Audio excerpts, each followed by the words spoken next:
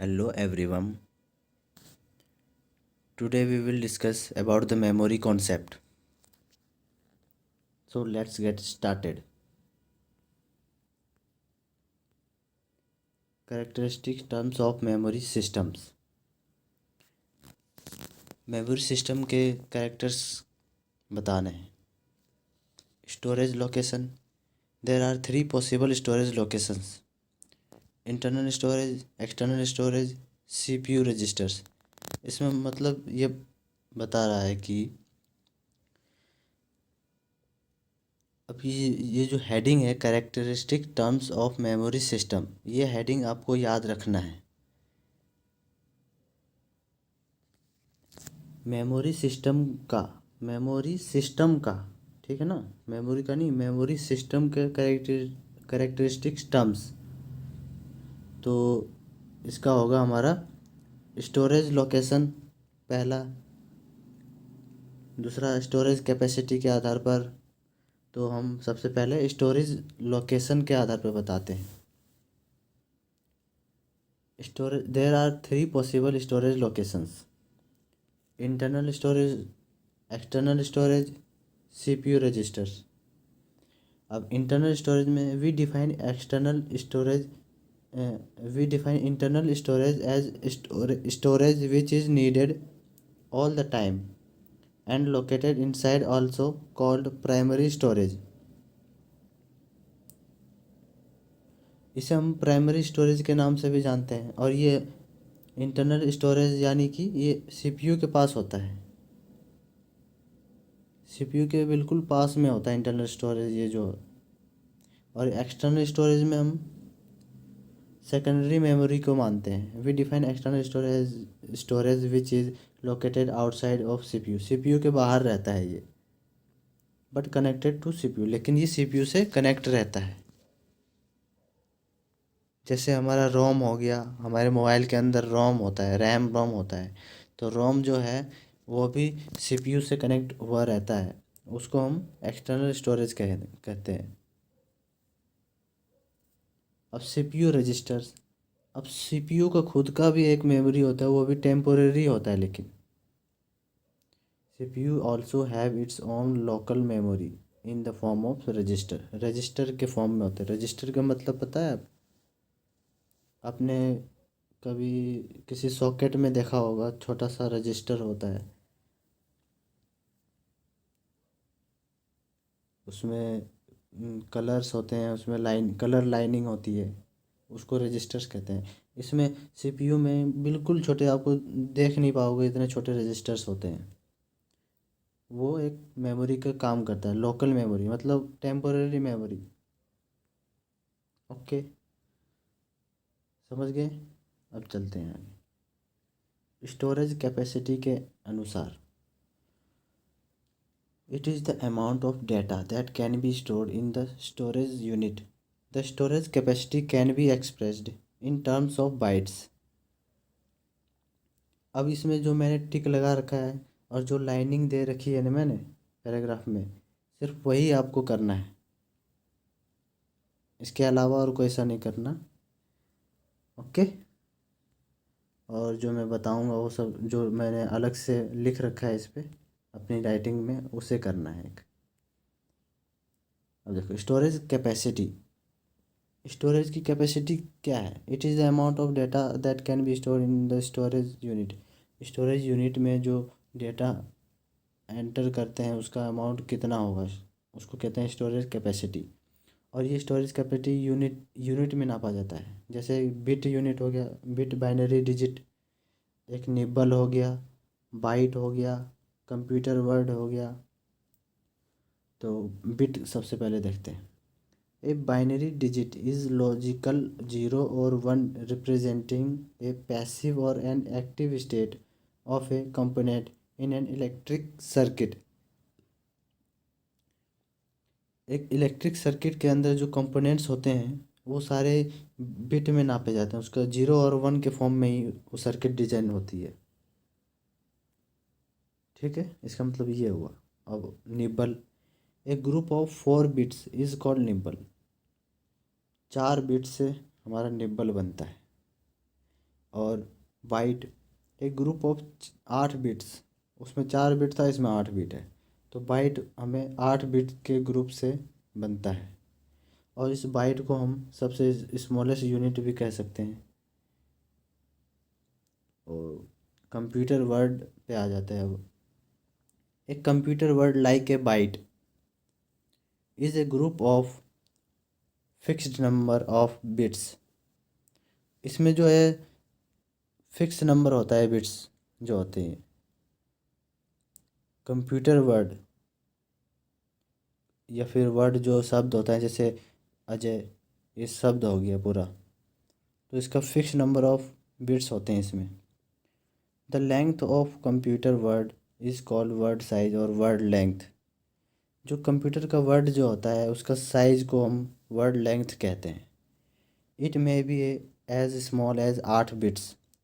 इसमें सबसे छोटा 8 बिट होता है और सबसे बड़ा 96 bits. It may be as small as 8 bits और may be as long as 96 bits.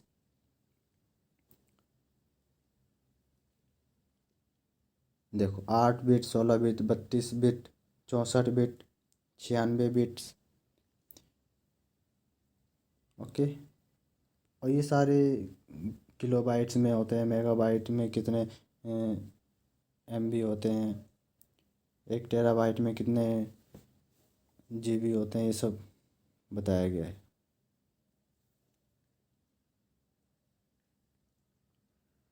अब देखो यहाँ पे साइड में देखो, right A note on storage capacity of computer. मेरी राइटिंग में जो है लिखा हुआ है, right A note on storage capacity of computer. ये एक क्वेश्चन है, इसके क्वेश्चन का आंसर इस साइड मैंने लिख रखा है।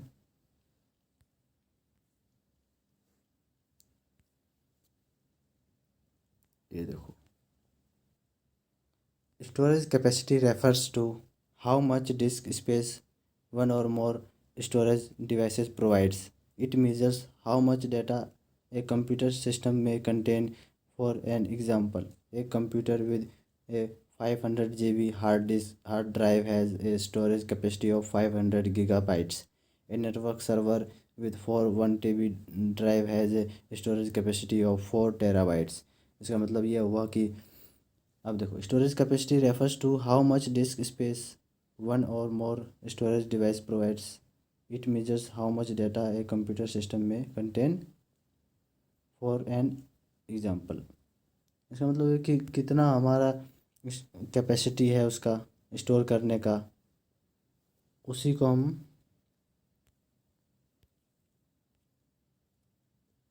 स्टोरेज कैपेसिटी ऑफ कंप्यूटर, मतलब कंप्यूटर का जो कैपेसिटी है ना, वो सारे ये जो मैंने ये बता रखा है, ये किलोबाइट, मेगाबाइट, गीगाबाइट, टेराबाइट, पीटाबाइट, इसके अंदर ही आते हैं कंप्यूटर के स्टोरेज। और ये इसमें ध्यान रखना, ये स्टोरेज किसका पूछ रहा है, स्टोरेज कैपेसिटी ऑफ कंप्यूटर का पूछ रहा है, तो ये ध्यान रखिएगा।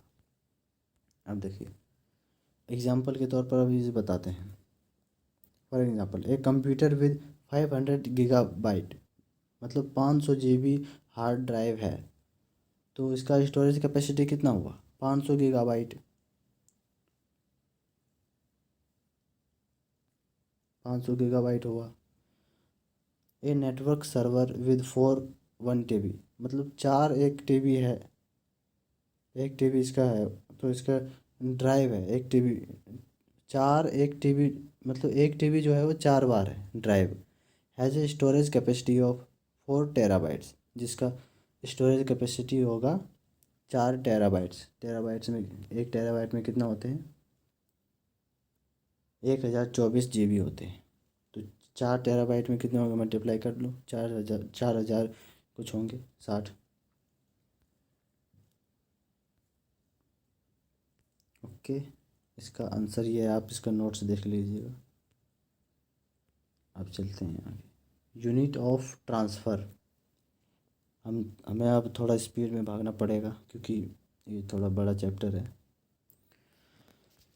Unit of transfer.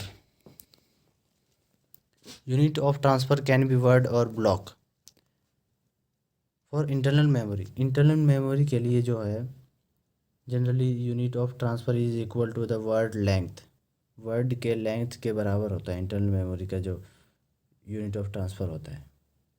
For external memory data are often transfer in much larger units than a word and this are referred to as blocks. और जो वर्ड वर्ड यूनिट से ज़्यादा अगर किसी का लेंथ है किसी डेटा का, तो उसे हम ब्लॉक में नापेंगे। ओके,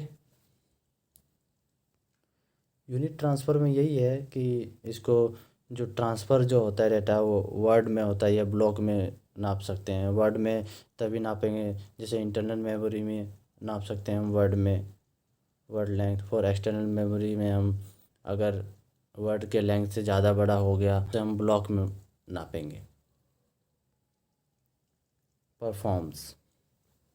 परफॉर्मेंस पे आ जाते हैं, आ जाओ।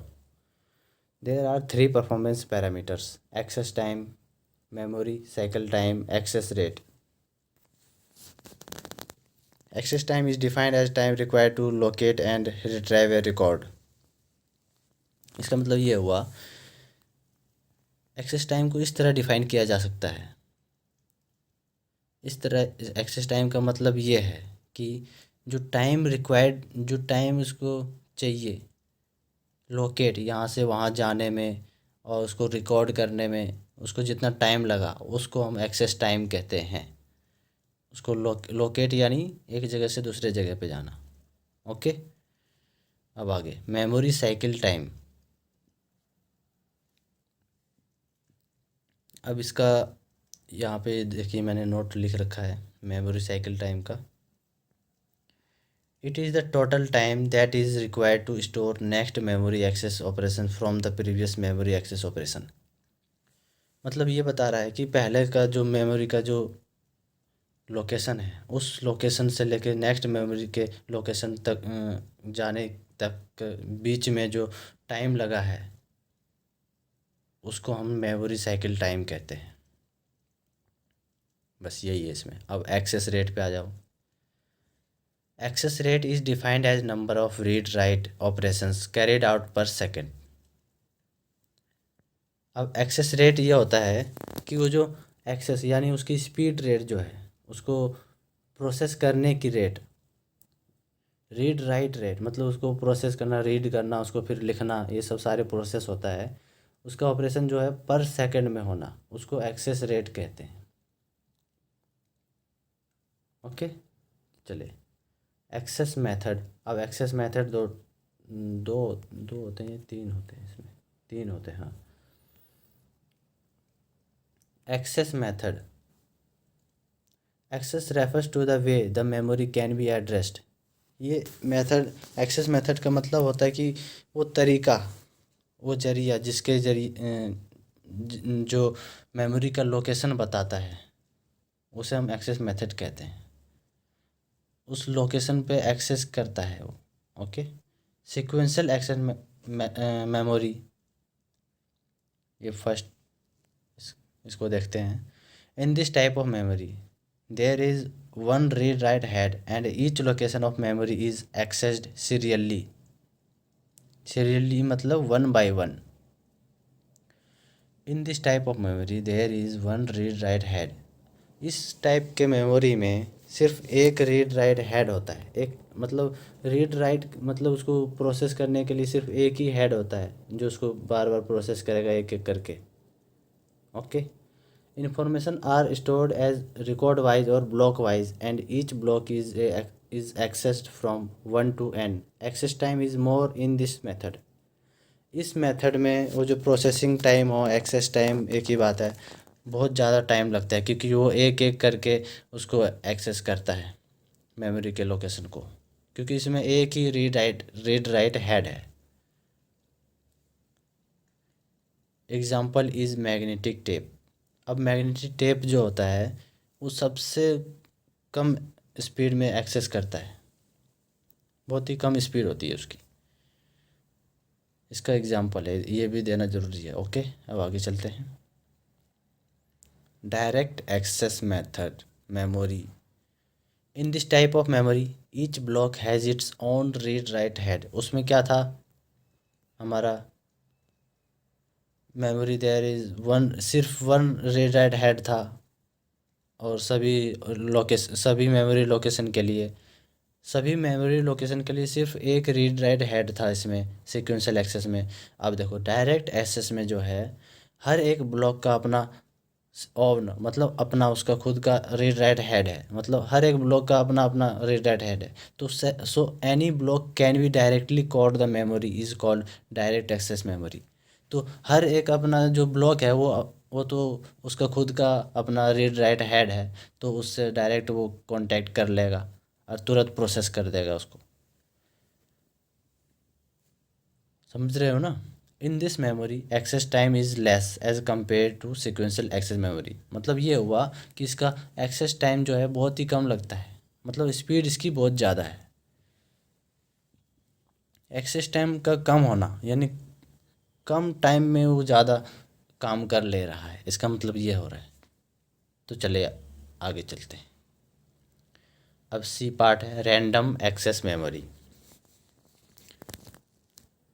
Another access method is random access, where access time is independent of location and each location access time is same. Example is main memory. Random access memory RAM का full form है ये, जो और इसका जो एक्सेस टाइम है, इसका जो मतलब स्पीड का टाइम है, प्रोसेसिंग टाइम है, वो लोकेशन पर डिपेंड करता है कि वो किस लोकेशन पर है, उसके अकॉर्डिंग इसका एक्सेस टाइम डिपेंड करता है। बस ये बताया गया इसमें। ओके, चलते हैं आगे।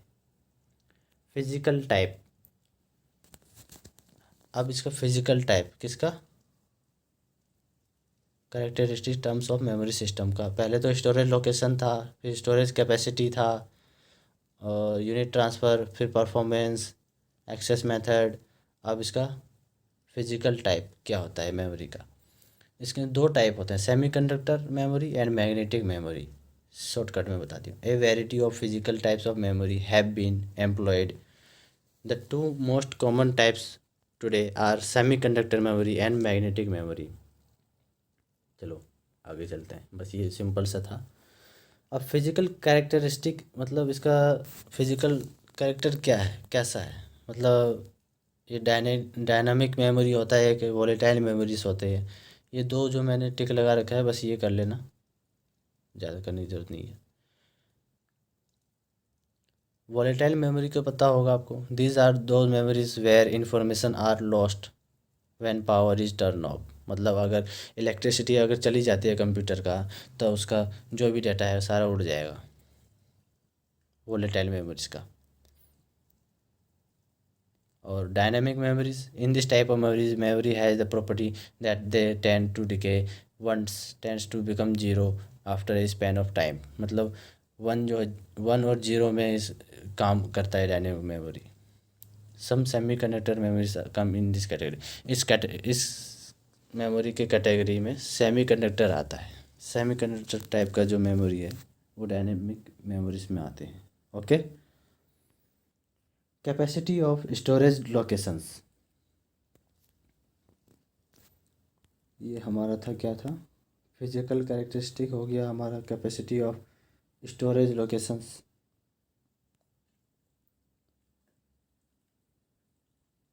अब ये देखो कहाँ पे था हमारा, हाँ, ये जो characteristic terms of memory system है, इसका तो हमने सारा चीज़ पढ़ लिया, कैरेक्टर जो भी कुछ भी है था हमारा मेमोरी सिस्टम का। अब आगे हमारा आ गया है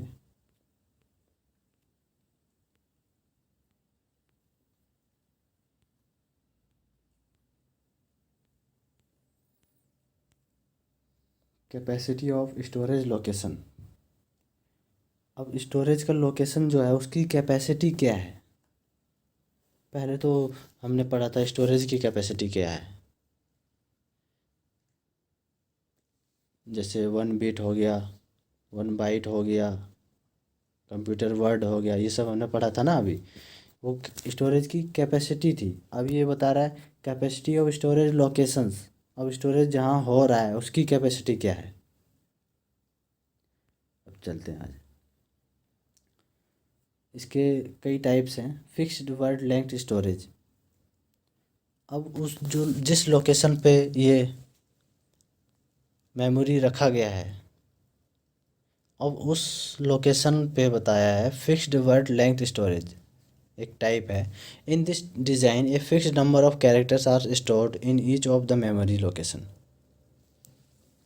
in this design a fixed number of characters are stored in each of the memory location. हर एक मेमोरी लोकेशन पे इसका फिक्स नंबर कैरेक्टर्स होता है, मतलब उससे ज़्यादा कैरेक्टर उसमें नहीं आ सकता है उस मेमोरी लोकेशन पे।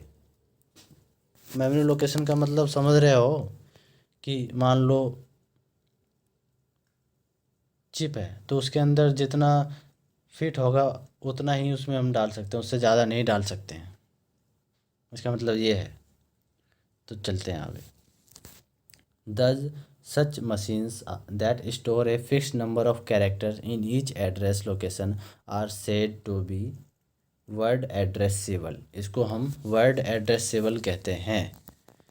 The fixed number of characters, क्योंकि इसमें कैरेक्टर्स सारे फिक्स हैं तो इसको हम शब्द के एड्रेस करेंगे। इसको वर्ड मतलब वर्ड एड्रेसेबल मतलब शब्द शब्द के नाम से जानते हैं इसको।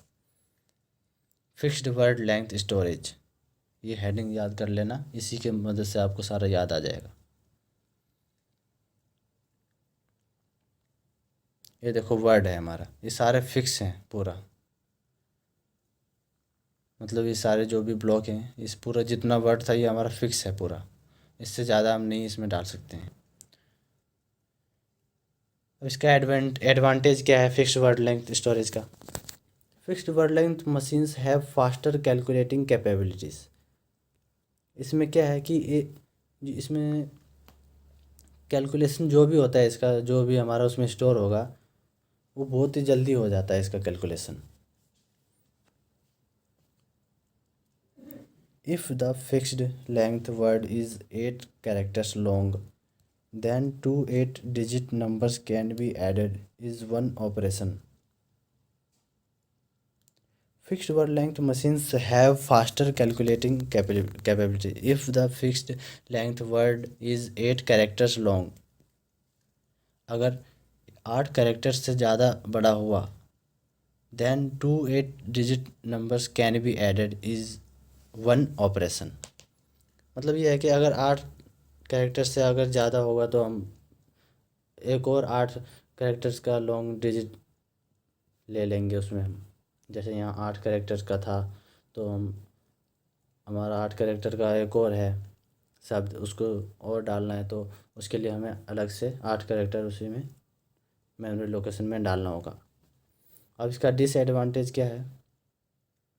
This scheme does not use all the space available in a computer word. इसमें यह है कि इसमें सारा स्पेस नहीं यूज़ कर सकता है। जैसे इसका वर्ड ही फिक्स है, जैसे अजय लिखना है तो अजय ही लिखेगा ना वो, मतलब 8 बिट स्टोरेज इसमें लिखा है पूरा और उसमें सिर्फ 3 बिट का ही स्टोरेज उसमें डाल रहे हैं तो बाकी बचे 5 बिट, तो वो खाली का खाली रह जाएगा। इसका ये डिसएडवांटेज है। अब देखिए इसमें बताया है suppose a 3 digit number is to be stores in a memory location of 8 bits size computer word का साइज जो है 8 बिट है, लेकिन हमने 3 डिजिट नंबर उसमें स्टोर किया है तो बचे 5 बिट। तो 5 bit position in the word remain unutilise, मतलब 5 बिट खाली रह गया। अब आगे चलते हैं। Variable word length storage. This design techniques uses the fact that each memory location can store only one character। Such machines are said to be character addressable। In this approach, अरे मैं extra चला गया, जो मैंने lining कर रखी है इसी पे करनी है, यही बस करना है आपको।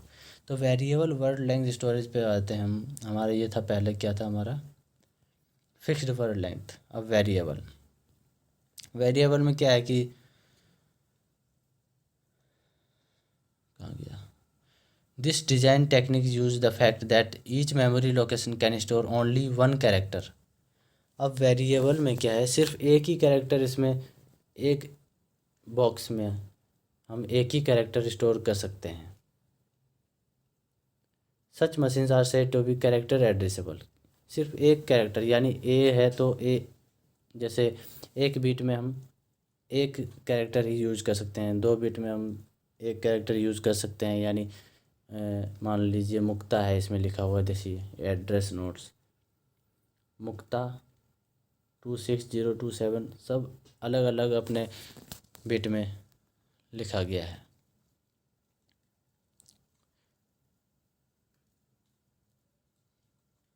Advantage variable word length storage makes the best use of the memory storage. अब जैसे इसमें 8 बिट का है तो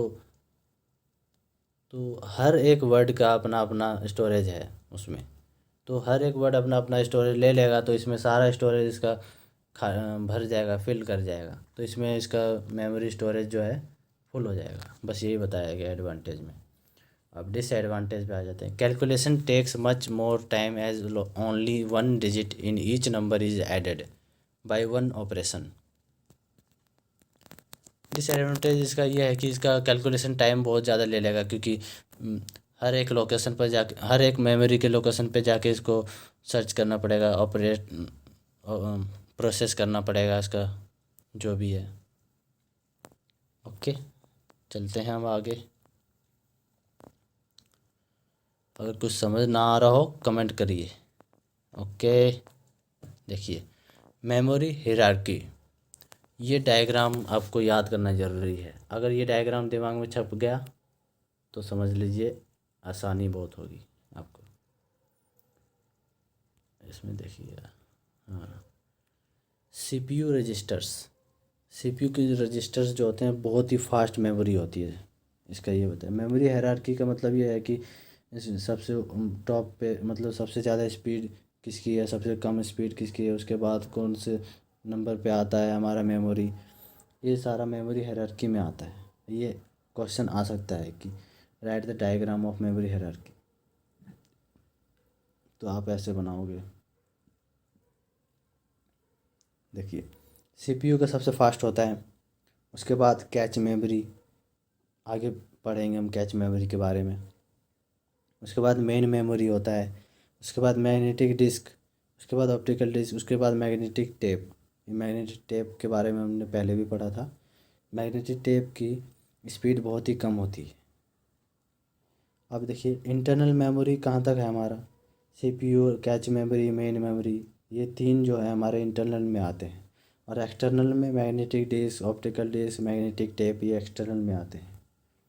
अब देखिए as one goes down the hierarchy, अगर जैसे हम नीचे जाते हैं तो इंक्रीजिंग एक्सेस टाइम बढ़ने लग जाता है, मतलब कि उसका स्पीड जो है घटने लग जाता है। एक्सेस टाइम बढ़ना, स्पीड घटना, पहले ही बताया मैंने आपको। तो ऊपर से अगर नीचे आ रहे हैं, जैसे सीपीयू का बहुत ज़्यादा एक्सेस टाइम है, मतलब बहुत कम एक्सेस टाइम है, यानी मतलब स्पीड बहुत ज़्यादा है इसकी। फिर कैच मेमोरी में एक्सेस टाइम बढ़ गया तो यानी उससे थोड़ा स्पीड कम होगी।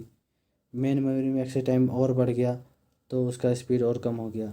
ऐसे ही मैग्नेटिक टेप की सबसे ज़्यादा एक्सेस टाइम लगता है, यानी सबसे कम स्पीड है इसकी। इंक्रीजिंग कैपेसिटी, जैसे जैसे हम नीचे आते हैं उसकी कैपेसिटी बढ़ती जाती है, मतलब उसमें जैसे कोई मेमोरी है उसके अंदर कितना हम मटेरियल्स डाल सकते हैं, मतलब जैसे मूवी हो गया, कितना मूवी डाल सकते हैं, कितने सॉन्ग्स डाल सकते हैं, ये सारा जो है इंक्रीजिंग कैपेसिटी में आता है, उसकी कैपेसिटी बढ़ने लगती है। स्पीड तो सबसे ज़्यादा सीपीयू की रहेगी, लेकिन उसकी कैपेसिटी कम है बहुत, मतलब सेकंड्स के अंदर ही वो उसकी कैपेसिटी है, बस इतना ही है।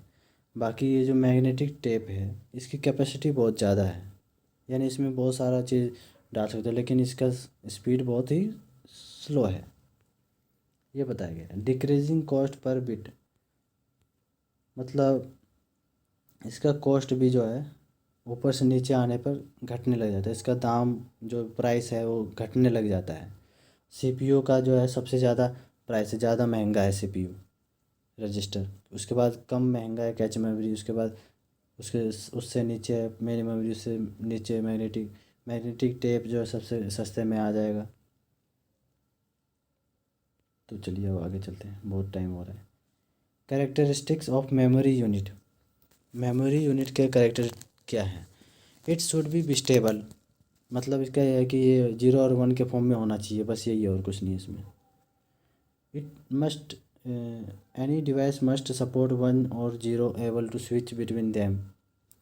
1 और 0 इसमें सपोर्ट करना चाहिए किसी भी डिवाइस में, 1 और 0 लैंग्वेज, इस बिट का मतलब ये है।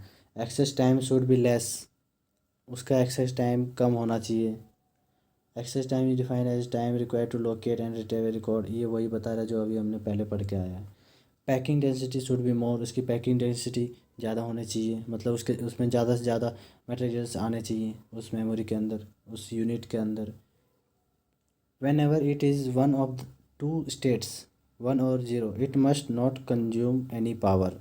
अगर ये 1 और 0 के फॉर्म में है तो इसमें ज़्यादा पावर नहीं लगना चाहिए, मतलब उसमें इलेक्ट्रिसिटी ज़्यादा नहीं लेना चाहिए, क्योंकि ये मेमोरी यूनिट का काम है।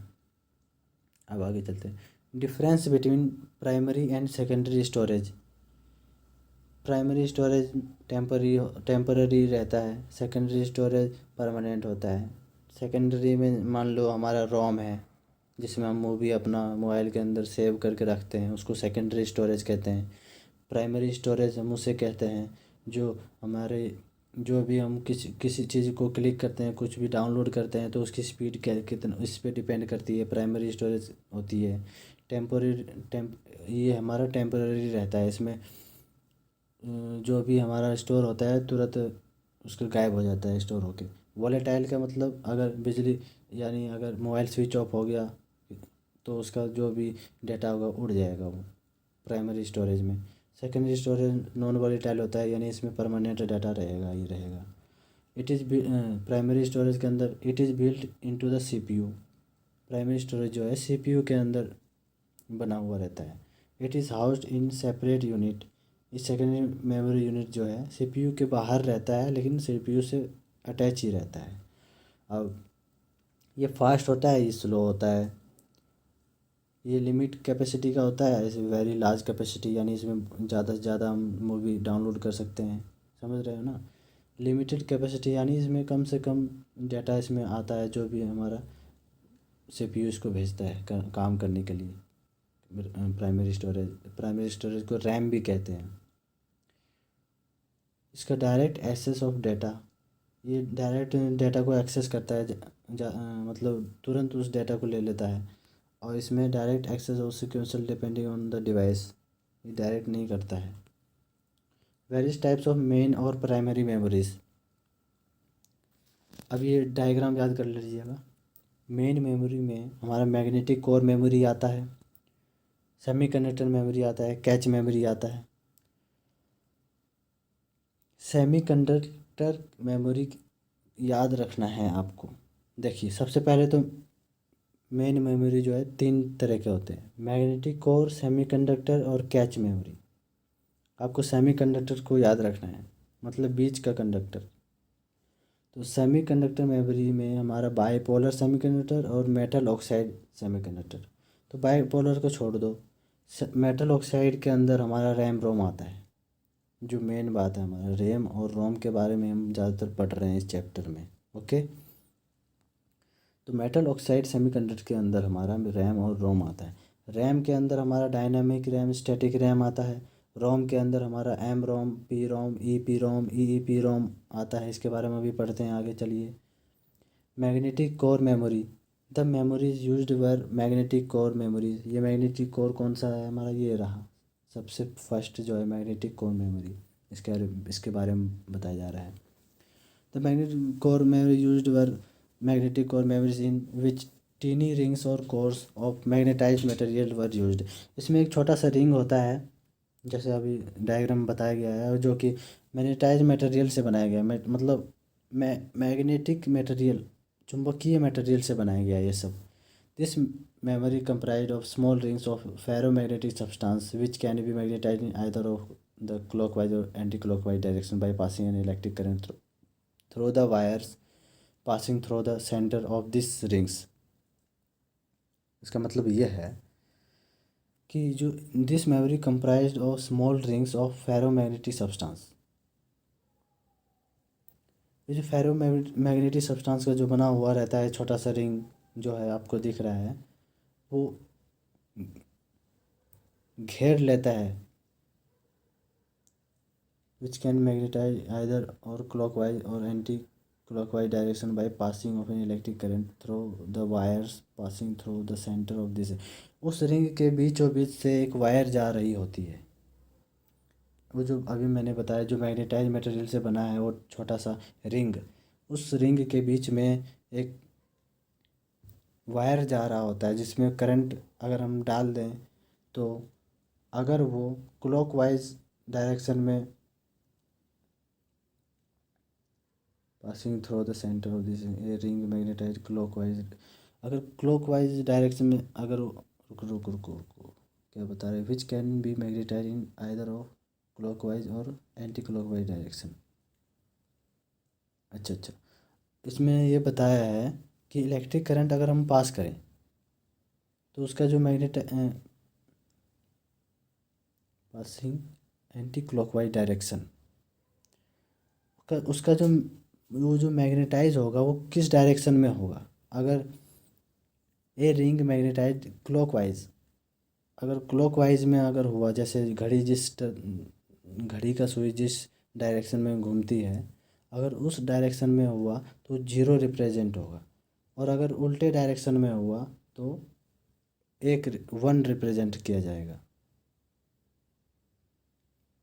मतलब ये कह रहा है कि वो जो मैग्नेटाइज हुआ है रिंग वो किस डायरेक्शन में हुआ है, वो रिंग रोटेट करने लगेगा। इसका मतलब ये है कि जब आप करंट उस रिंग से डालेंगे उसके रिंग के बीचों बीच तो रिंग रोटेट करेगी। अगर रिंग घड़ी की दिशा में घूम रही है तो वो जीरो प्रेजेंट करेगा, और अगर घड़ी से उल्टे दिशा में घूम रही है वो तो वो वन प्रेजेंट करेगा।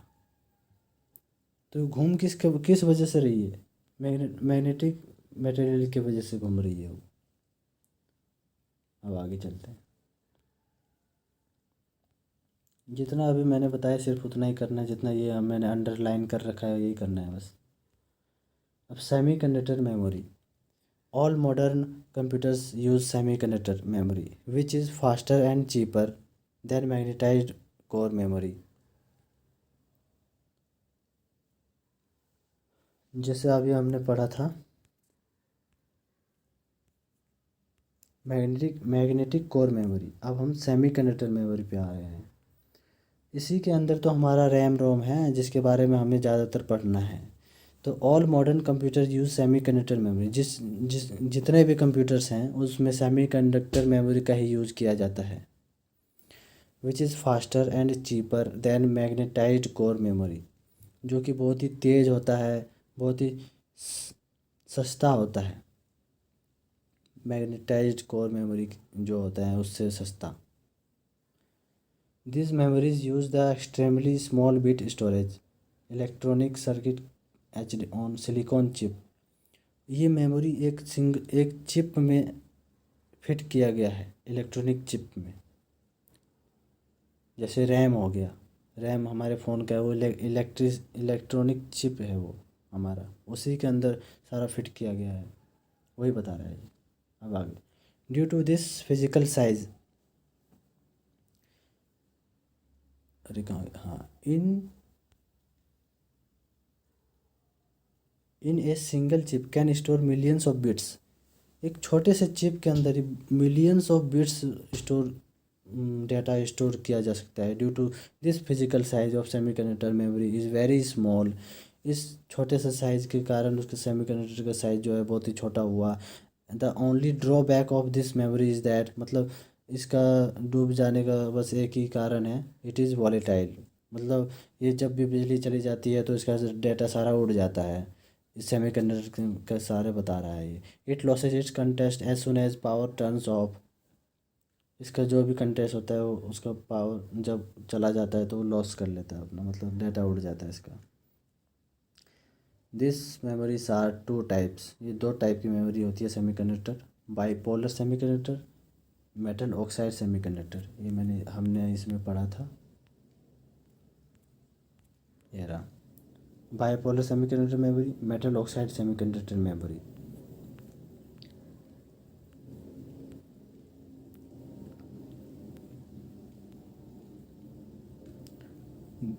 These are fast and expensive and are generally used in ALU and other parts of CPU।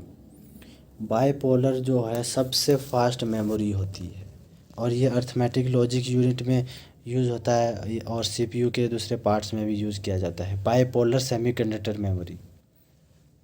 ठीक। और एक मेटल ऑक्साइड सेमीकंडक्टर हो गया। मेटल ऑक्साइड के अंदर हमारा रैम रोम होता है, ये ध्यान रखना। रैम और रोम से ज़्यादा फास्ट होता है सीपीयू, और वो सीपीयू जो है बाईपोलर सेमीकंडक्टर के अंदर आता है, ये ध्यान रखो। अब मेटल ऑक्साइड पे आते हैं। Relatively slow but less expensive and are use generally in primary storage section. Primary storage में हमारा प्राइमरी मेन मेमोरी आता है, सेकेंडरी मेमोरी आता है। ओके, अब चलते हैं आगे। Comparison between bipolar and metal oxide semiconductor. MOS का मतलब हो गया metal oxide semiconductor. Bipolar have a small access time और metal oxide semiconductor have larger access time. मतलब ये हो कि मेटल ऑक्साइड सेमीकंडक्टर की जो है स्पीड स्लो है, बाईपोलर की स्पीड ज़्यादा है। मैंने पहले ही बताया था आपको, बाईपोलर वो है रैम रोम को छोड़कर, यानी सीपीयू सबसे ज़्यादा फास्ट होता है रैम रोम से भी ज़्यादा। ठीक। वैसे तो सीपीयू के अंदर ही रैम रोम आता है, लेकिन सीपीयू का अपना एक खुद का रजिस्टर होता है, उसकी उसकी मेमोरी का जो स्पीड है वो बहुत ही फास्ट होती है। वो बाईपोलर के अंदर आते हैं। नैनो सेकेंड्स, मतलब 20 नैनो सेकेंड्स में इतना फास्ट है बाईपोलर। और मोस 1 माइक्रो सेकेंड में आता है। मतलब नैनो सेकेंड जो है बहुत ही छोटा होता है, माइक्रो सेकेंड उससे थोड़ा बड़ा होता है। समझ गए? अब आगे चलिए। हायर ऑपरेटिंग स्पीड इसकी होती है। They are extremely fast, they are extremely slow. मतलब ये है कि मेटल ऑक्साइड सेमीकंडक्टर यानी रैम रोम हमारा जो है स्लो होता है अकॉर्डिंग टू हमारा सीपीयू के अंदर जो रजिस्टर होते हैं उसके according. Their package density is small, उसकी पैकेज डेंसिटी यानी उसमें स्टोरेज जो क्षमता होती है किसमें, बाईपोलर में, बहुत ही कम होती है, लेकिन स्पीड बहुत तेज़ होती है इसकी सीपीयू की। लेकिन इसका रैम रोम के अंदर हम बहुत बहुत से डाटा स्टोर कर सकते हैं, तो इसकी स्पीड जो है कम होती है। और लेकिन इसकी जो है हमारा पैकेज डेंसिटी ज़्यादा होता है इसका।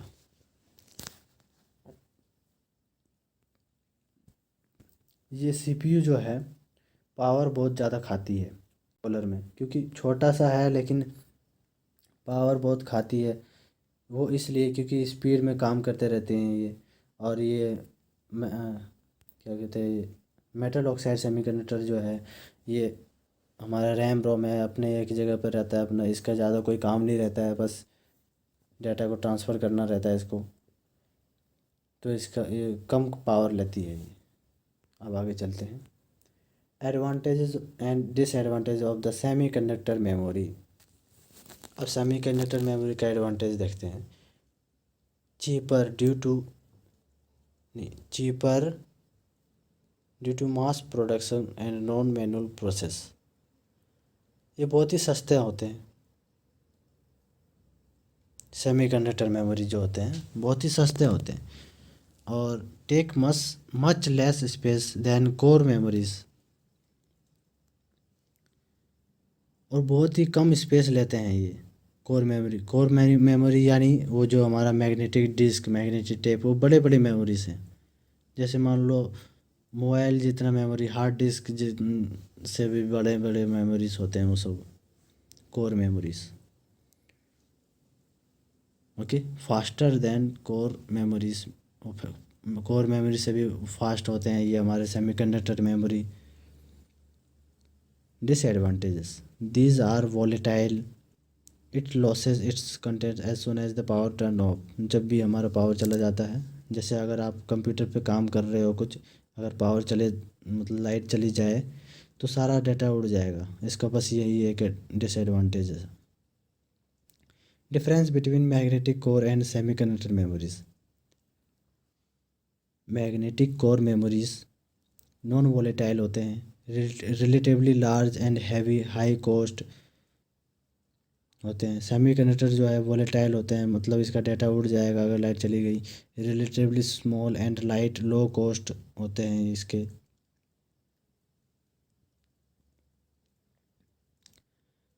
मैग्नेटिक कोर मतलब मैग्नेटिक कोर बड़ा होता है तो ये पावर भी ज़्यादा लेगा, इतना ध्यान रखिए। सेमीकंडक्टर में हमारे छोटे छोटे मेमोरीज होती हैं तो ये पावर कम लेगा, ये ध्यान रखना है आपको। मैग्नेटिक कोर जो है कॉस्ट भी ज़्यादा होती है, क्योंकि बड़ा बड़ा है वो तो कॉस्ट बड़ा हाई कॉस्ट होता है। और ये सेमीकंडक्टर छोटे से चीज़ में सारा चीज़ आ जा रहा है, हमारा चिप भी आ जा रहा है, तो ये लो कॉस्ट में होगा। अब ये देखिए, relatively large access time, large size memories. Magnetic core memory जो है लार्ज साइज़ के भी होते हैं, और उसकी मेमोरी की साइज़ भी लार्ज होती है, और सेमीकंडक्टर की साइज़ कम होती है। रैंडम एक्सेस मेमोरी, ये हमारा व्हाट इज़ रैम, ऐसा क्वेश्चन आ सकता है, तो इसमें हम ये लिखेंगे, a RAM constitutes the internal memory of the CPU for storing data. Internal memory of the CPU for storing data, CPU का इंटरनल मेमोरी होता है डाटा को स्टोर करने के लिए। प्रोग्राम एंड प्रोग्राम रिजल्ट्स जो भी होते हैं उसको स्टोर करने के लिए। It is read write memory, it is called random access memory. मतलब रैम को रैंडम एक्सेस मेमोरी कहते हैं। रैंडम का मतलब होता है लगातार काम करते रहना, समझ गए। ये वर्ड जो भी हमारा डाटा है उसको लगातार इधर से उधर ट्रांसफ़र करते रहता है, उसको किसको, सीपीयू को। Since access time in RAM is independent of the address of the word, मतलब वर्ड पे डिपेंड करता है उसका एक्सेस टाइम क्या है, कितना ज़्यादा इनपुट उसमें जा रहा है तो उस हिसाब से वो सीपीयू को भेजेगा। RAM is volatile, data store in it is lost when we switch off the computer or if there is a power failure। वही है रैम, अगर रैम में कुछ डाटा है हमारा कि, तो अगर लाइट चली जाए तो डाटा सारा उड़ जाएगा। RAM is small both in terms of its physical size and in amount of data it can hold. RAM जो होता है हमारा फिजिकल साइज़ में भी छोटा होता है और डाटा को भी बहुत कम ही स्टोर कर पाता है ये। How does RAM store data, अब डाटा जो रैम है वो डाटा को कैसे स्टोर करता है, देखिए ध्यान से। RAM consist of many capacitors and transistors. RAM के अंदर बहुत सारे कैपेसिटर्स होते हैं छोटे छोटे, ये देखिए यहाँ पे दिखा रहा हूँ, ये कितने छोटे छोटे कैपेसिटर ट्रांजिस्टर्स हैं इसमें, इसके अंदर। एक capacitor and a transistor are pair together.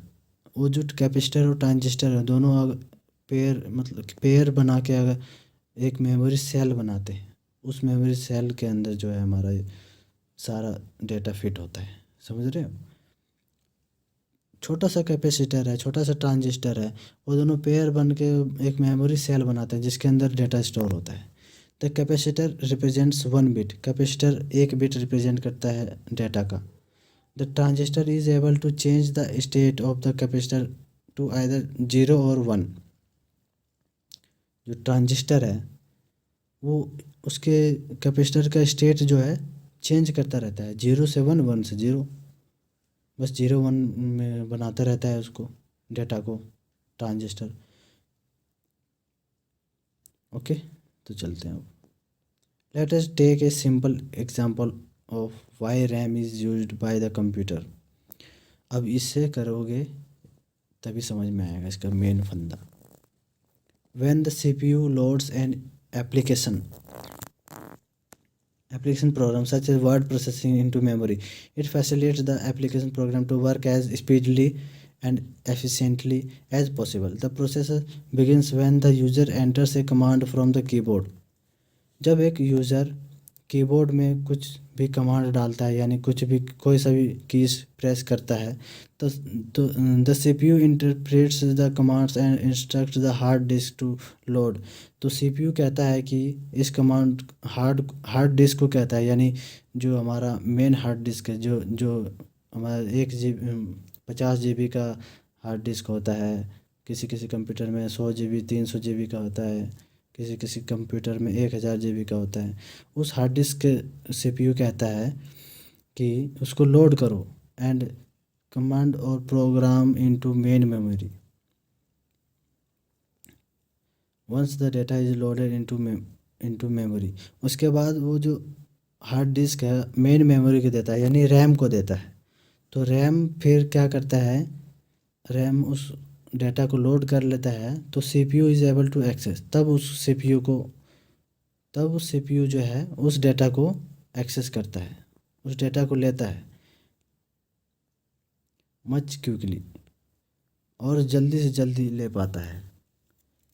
ऐसे में क्या है, सीपीयू जल्दी से प्रोसेस कर पाता है। नहीं तो सीपीयू पहले हार्ड डिस्क के पास जाता, फिर वहाँ से लेता, तो बहुत टाइम लगता। इसलिए रैम का यूज़ हम सीपीयू को स्पीड बढ़ाने के लिए करते हैं, इसमें यही बताया गया है। तो चलते हैं आगे। Types of RAM. RAM is of 2 types, static RAM, dynamic RAM. RAM के 2 तरह टाइप होते हैं। स्टैटिक यानी बिल्कुल शांत, डायनामिक मतलब हलचली, मतलब वो एक जगह स्थिर नहीं रहता है।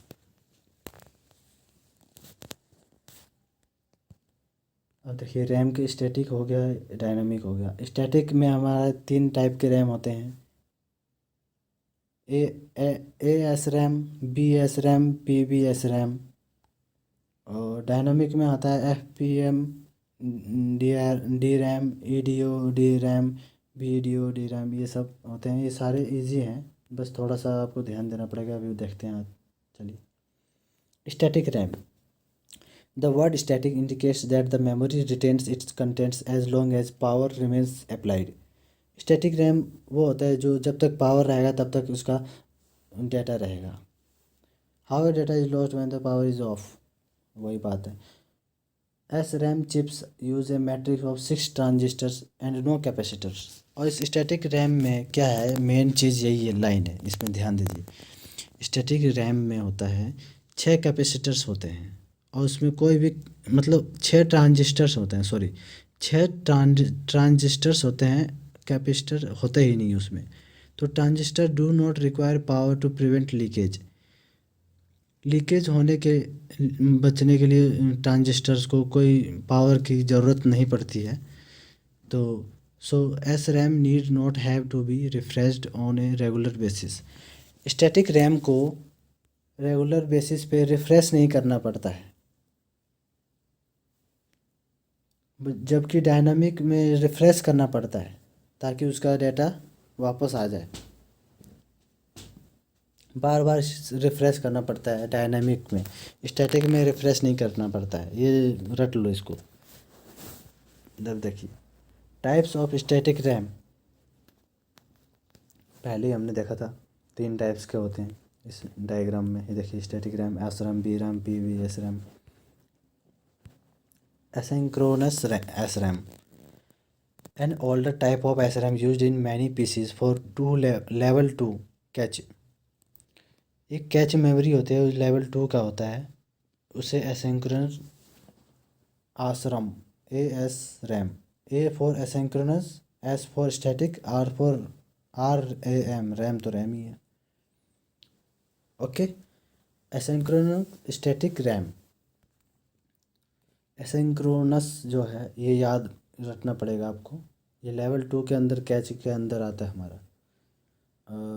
In SRAM CPU has to wait for data required. ये लाइन ध्यान से, इसका मेन लाइन ये है, in SRAM CPU has to wait for data request from the level 2 cache. Level 2 cache से जो डेटा आने वाला है उसके लिए वेट करना पड़ता है CPU को, मतलब इंतज़ार करना पड़ता है, यानी उसका स्पीड बहुत स्लो है एसिंक्रोनस एसरम का। Burst SRAM, burst SRAM reduces access waiting time. Burst SRAM जो है एएसरैम से जो है फास्ट होता है, उस ये वेटिंग टाइम को कम कर देता है, यानी स्पीड ज़्यादा हो जाती है इसकी। बस ये अब पाइपलाइन बर्स्ट एसरैम PBSRAM, मतलब ये PBSRAM रिक्वेस्ट और are pipeline, meaning larger packets of data are send to the memory at once. एक ही बार में बहुत से डाटा जो है भेजा जा सकता है। This type of SRAM can operate at bus speed higher than 66 megahertz से ज़्यादा स्पीड होती है इसकी पाइपलाइन बस्ट में। पाइपलाइन का मतलब इसको याद ऐसे कर लो कि एक पाइप के अंदर से हमने बहुत सारा पानी एक ही साथ डाल सारा भेज दिया। इसका मतलब ये है कि उसमें डेटा डाल दे पानी की जगह तो याद हो जाएगा इसको। Request are pipeline, meaning larger packets of data are send to the memory at once. एक ही बार में बहुत सारा डाटा चला जाता है पाइपलाइन बस्ट मेमोरी में, समझ रहे हो। Dynamic RAM, D RAM unlike S RAM must be continuously refreshed. अब देखिए इसको ज़रूरी होता है इसको कम रिफ्रेश करते रहना डायनामिक रैम में, क्योंकि उसमें नई नई डेटास आती रहती हैं, वो फुल हो जाता है तो फिर रिफ्रेश करना पड़ता है। ये मतलब इसका जो स्टोरेज कैपेसिटी है वो कम होती है, स्पीड बहुत होती है हाई इन सब का। तो डायनामिक में हमें रिफ़्रेश करना पड़ता है, स्टैटिक में हमें रिफ़्रेश नहीं करना पड़ता है, क्योंकि उसमें कैपेसिटर्स नहीं होते हैं, इसमें कैपेसिटर होते हैं। अब आगे बढ़ते हैं इसी में, देखिए in order for it to maintain the data को मेंटेन करने के लिए इसको रिफ़्रेश करना पड़ता है। This is done by placing the memory on a refresh circuit that rewrites the data several 100 times per second. एक सेकेंड के अंदर ही इसके अंदर डेटा जो है दोबारा लिखा जाता है, सोच लीजिए, इसलिए इसको रिफ़्रेश करना ज़रूरी होता है डायनामिक रैम को। All D RAMs are made up of memory cells. Memory cell से बना हुआ रहता है ये सारा dynamic RAM. This cells are composed of one capacitor and one transistor. इस सेल्स के अंदर एक कैपेसिटर होते हैं और एक ट्रांजिस्टर होते हैं। और उसमें क्या था हमारा स्टैटिक रैम में 6 सिर्फ ट्रांजिस्टर थे हमारे, और उसमें कैपेसिटर था ही नहीं, ये ध्यान रखना है आपको स्टैटिक में। डायनामिक में दोनों होते हैं, एक एक ही होते हैं, लेकिन a dynamic RAM stores information in the form of charge. Dynamic RAM जो है इंफॉर्मेशन को चार्ज के फॉर्म में, जैसे कोई चार्ज साइंस ले रखा होगा आपने तो आपको पता होगा कोई भी चीज़ चार्ज हो सकता है। तो ये चार्ज मतलब ये हुआ कि जो भी डेटा है वो चार्ज के फॉर्म में होता है, इसलिए उसको बार बार रिफ्रेश करना पड़ता है। Therefore its content must be periodically refreshed after every 2 milliseconds। 2 milliseconds के तुरंत ही बाद रिफ्रेश करना पड़ता है ताकि दूसरा नई डेटा आए। A memory cell of DRAM stores only one bit, either 0 or 1। The DRAM consumes less power and is cheaper than the SRAM। A DRAM needs only one transistor per memory cell। सिर्फ एक transistor की ज़रूरत पड़ती है एक memory cell को करने के लिए डी रैम डायनामिक रैम के अंदर। अब चलते हैं आगे। अब डायनामिक रैम कितने टाइप्स के होते हैं ये सारा बताया गया है। FPM रैम जो हमने यहाँ पढ़ा था, इसमें ये देखिए FPM, EDO रैम, EPDO, ये सारे इसमें। फास्ट पेज में मोड डी रैम, FPM का मतलब होता है fast page mode D RAM. इसके अंदर ये ओरिजिनल फॉर्म के अंदर होता है इसका। जो मैंने टिक लगा रखा है वो करना है आपको, और जो अंडरलाइन कर रखा है वो तो नहीं करना है आपको। It was the original form of D RAM. Its axis speed बहुत स्लो होता है, मतलब फर्स्ट नंबर वाले सारे चीज़ ही ख़राब हुई होता है, इसको आपको ध्यान में रखना है। उसके बाद extended data out RAM, EDO, extended data out, इसको कर लीजिए, उसके बाद सारा इजी हो जाएगा बस। It is about 30% faster than FPM। अब उससे थोड़ा फास्ट ही होगा, नहीं उसके बाद आ रहा है तो उससे थोड़ा फास्ट होगा। बस इस इतना ही याद करना है। मैक्सिमम बस स्पीड इसका 66 mH है। उसके बाद बर्स्ट एक्सटेंडेड, एक्सटेंडेड के बाद बर्स्ट एक्सटेंडेड, मतलब उससे भी तगड़ा, फास्टर देन EDO रैम। अब देखिए एक्सटेंडेड जो रैम था उससे फास्टर है, बस इतना ही करना है आपको, बहुत है। उसके बाद synchronous D RAM, it has synchronous interface, simpler design, 5% faster than EDO RAM. अब बर्स्ट तो वाइडली सपोर्टेड बाय प्रोसेसर, और इसमें ये भी burst extended data out RAM में हमने ये भी देखना है कि सपोर्ट नहीं करता है प्रोसेसर को, इसलिए burst extended data out RAM जो है इसको छोड़ दीजिए, ये लिंक नहीं होगा किसी भी रैम से। देखिए अभी एक्सटेंडेड देखिए, जैसे इस सिंक्रोनस डेटा रैम को जो है 5% फास्टर देन होना चाहिए था बर्स्ट रैम से, लेकिन बर्स्ट रैम सपोर्ट ही नहीं कर रहा है, तो वो एक्सटेंडेड डेटा आउट से बता रहा है इसमें आंसर। देखिए 5% faster than EDO RAM widely used, extended data out RAM से 5% फास्टर है सिंक्रोनस रैम। ये याद करने का तरीका बता रहा हूँ मैं आपको। रामबस, रामबस ये याद कर लो, सिंपल सा है, Rambus D RAM, RD RAM, developed by Rambus. इसको डेवलप्ड बाय रामबस ही बता दो, एक पॉइंट हो गया ख़त्म। उसके बाद दूसरा point faster than HD RAM, और जो हमारे इससे पहले जो था सिंक्रोनस रैम उससे फास्ट होता है, बस ये बता दो बस। अब आगे चलते हैं। डबल डेटा रेट सिंक्रोनस, मतलब डबल डेटा रेट के हिसाब से सिंक्रोनस करता है, तो it is similar to HD RAM, मतलब सिंक्रोनस रैम। इसमें देखिए डबल डेटा भी है और सिंक्रोनस भी है, तो ये मिलता जुलता है सिंक्रोनस रैम से, तो सीधा सीधा इसका पॉइंट भी मिल गया हमें। It is similar to HD RAM, greater speed, 800 mAh access speed, और सिंक्रोनस में हमारा सिंक्रोनस बर्स्ट एक्सटेंडेड में रामबस में हमारा था 600 mAh हद, और डबल डेटा में हमारा है 800। बस इतना ही याद रखना है आपको। उसके बाद आ जाइए video RAM, V RAM, better speed. Video RAM में सारा चीज़ बेटर बेटर ही बता दो, more expensive today use in graphics adapter, ये सब वीडियो रैम। विंडो रैम होता है वीडियो रैम का ही स्पेशल पार्ट होता है, ये बता दो। 50% फास्टर देन वीडियो रैम, मतलब इससे 50% फास्ट होता है विंडो रैम। अब आगे difference between static and dynamic RAM.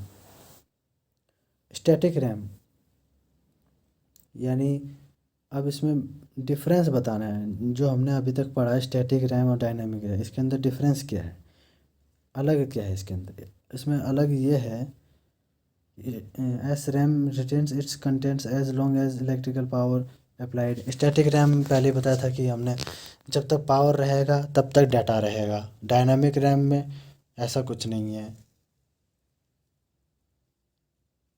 ठीक है। और स्टैटिक रैम डायनामिक रैम के अकॉर्डिंग स्टैटिक रैम की लाइफ टाइम ज़्यादा है। वो क्यों है, क्योंकि ये जब पावर जाएगी तभी इसका डाटा लॉस होगा, लेकिन डायनामिक रैम तो बार बार रिफ़्रेश करना पड़ता है उसको, तो उसका डाटा तो 1 सेकंड के अंदर ही लॉस हो जाता है, रिफ़्रेश करो तब डाटा दोबारा आएगा डायनामिक रैम के अंदर। ये फर्स्ट पॉइंट में लिखा गया है, देखो। DRAM has an extremely short data lifetime because it's use charge, क्योंकि ये चार्ज करने में अपना रिफ्रेश रेट बढ़ाता रहता है। घटाता रहता है। There is no need to refresh, इसको रिफ्रेश करने की ज़रूरत नहीं पड़ती स्टैटिक रैम को, और इसको करने की ज़रूरत पड़ती है बस। और स्टैटिक रैम फास्टर होता है और ये डायनेमिक रैम स्लोवर होता है।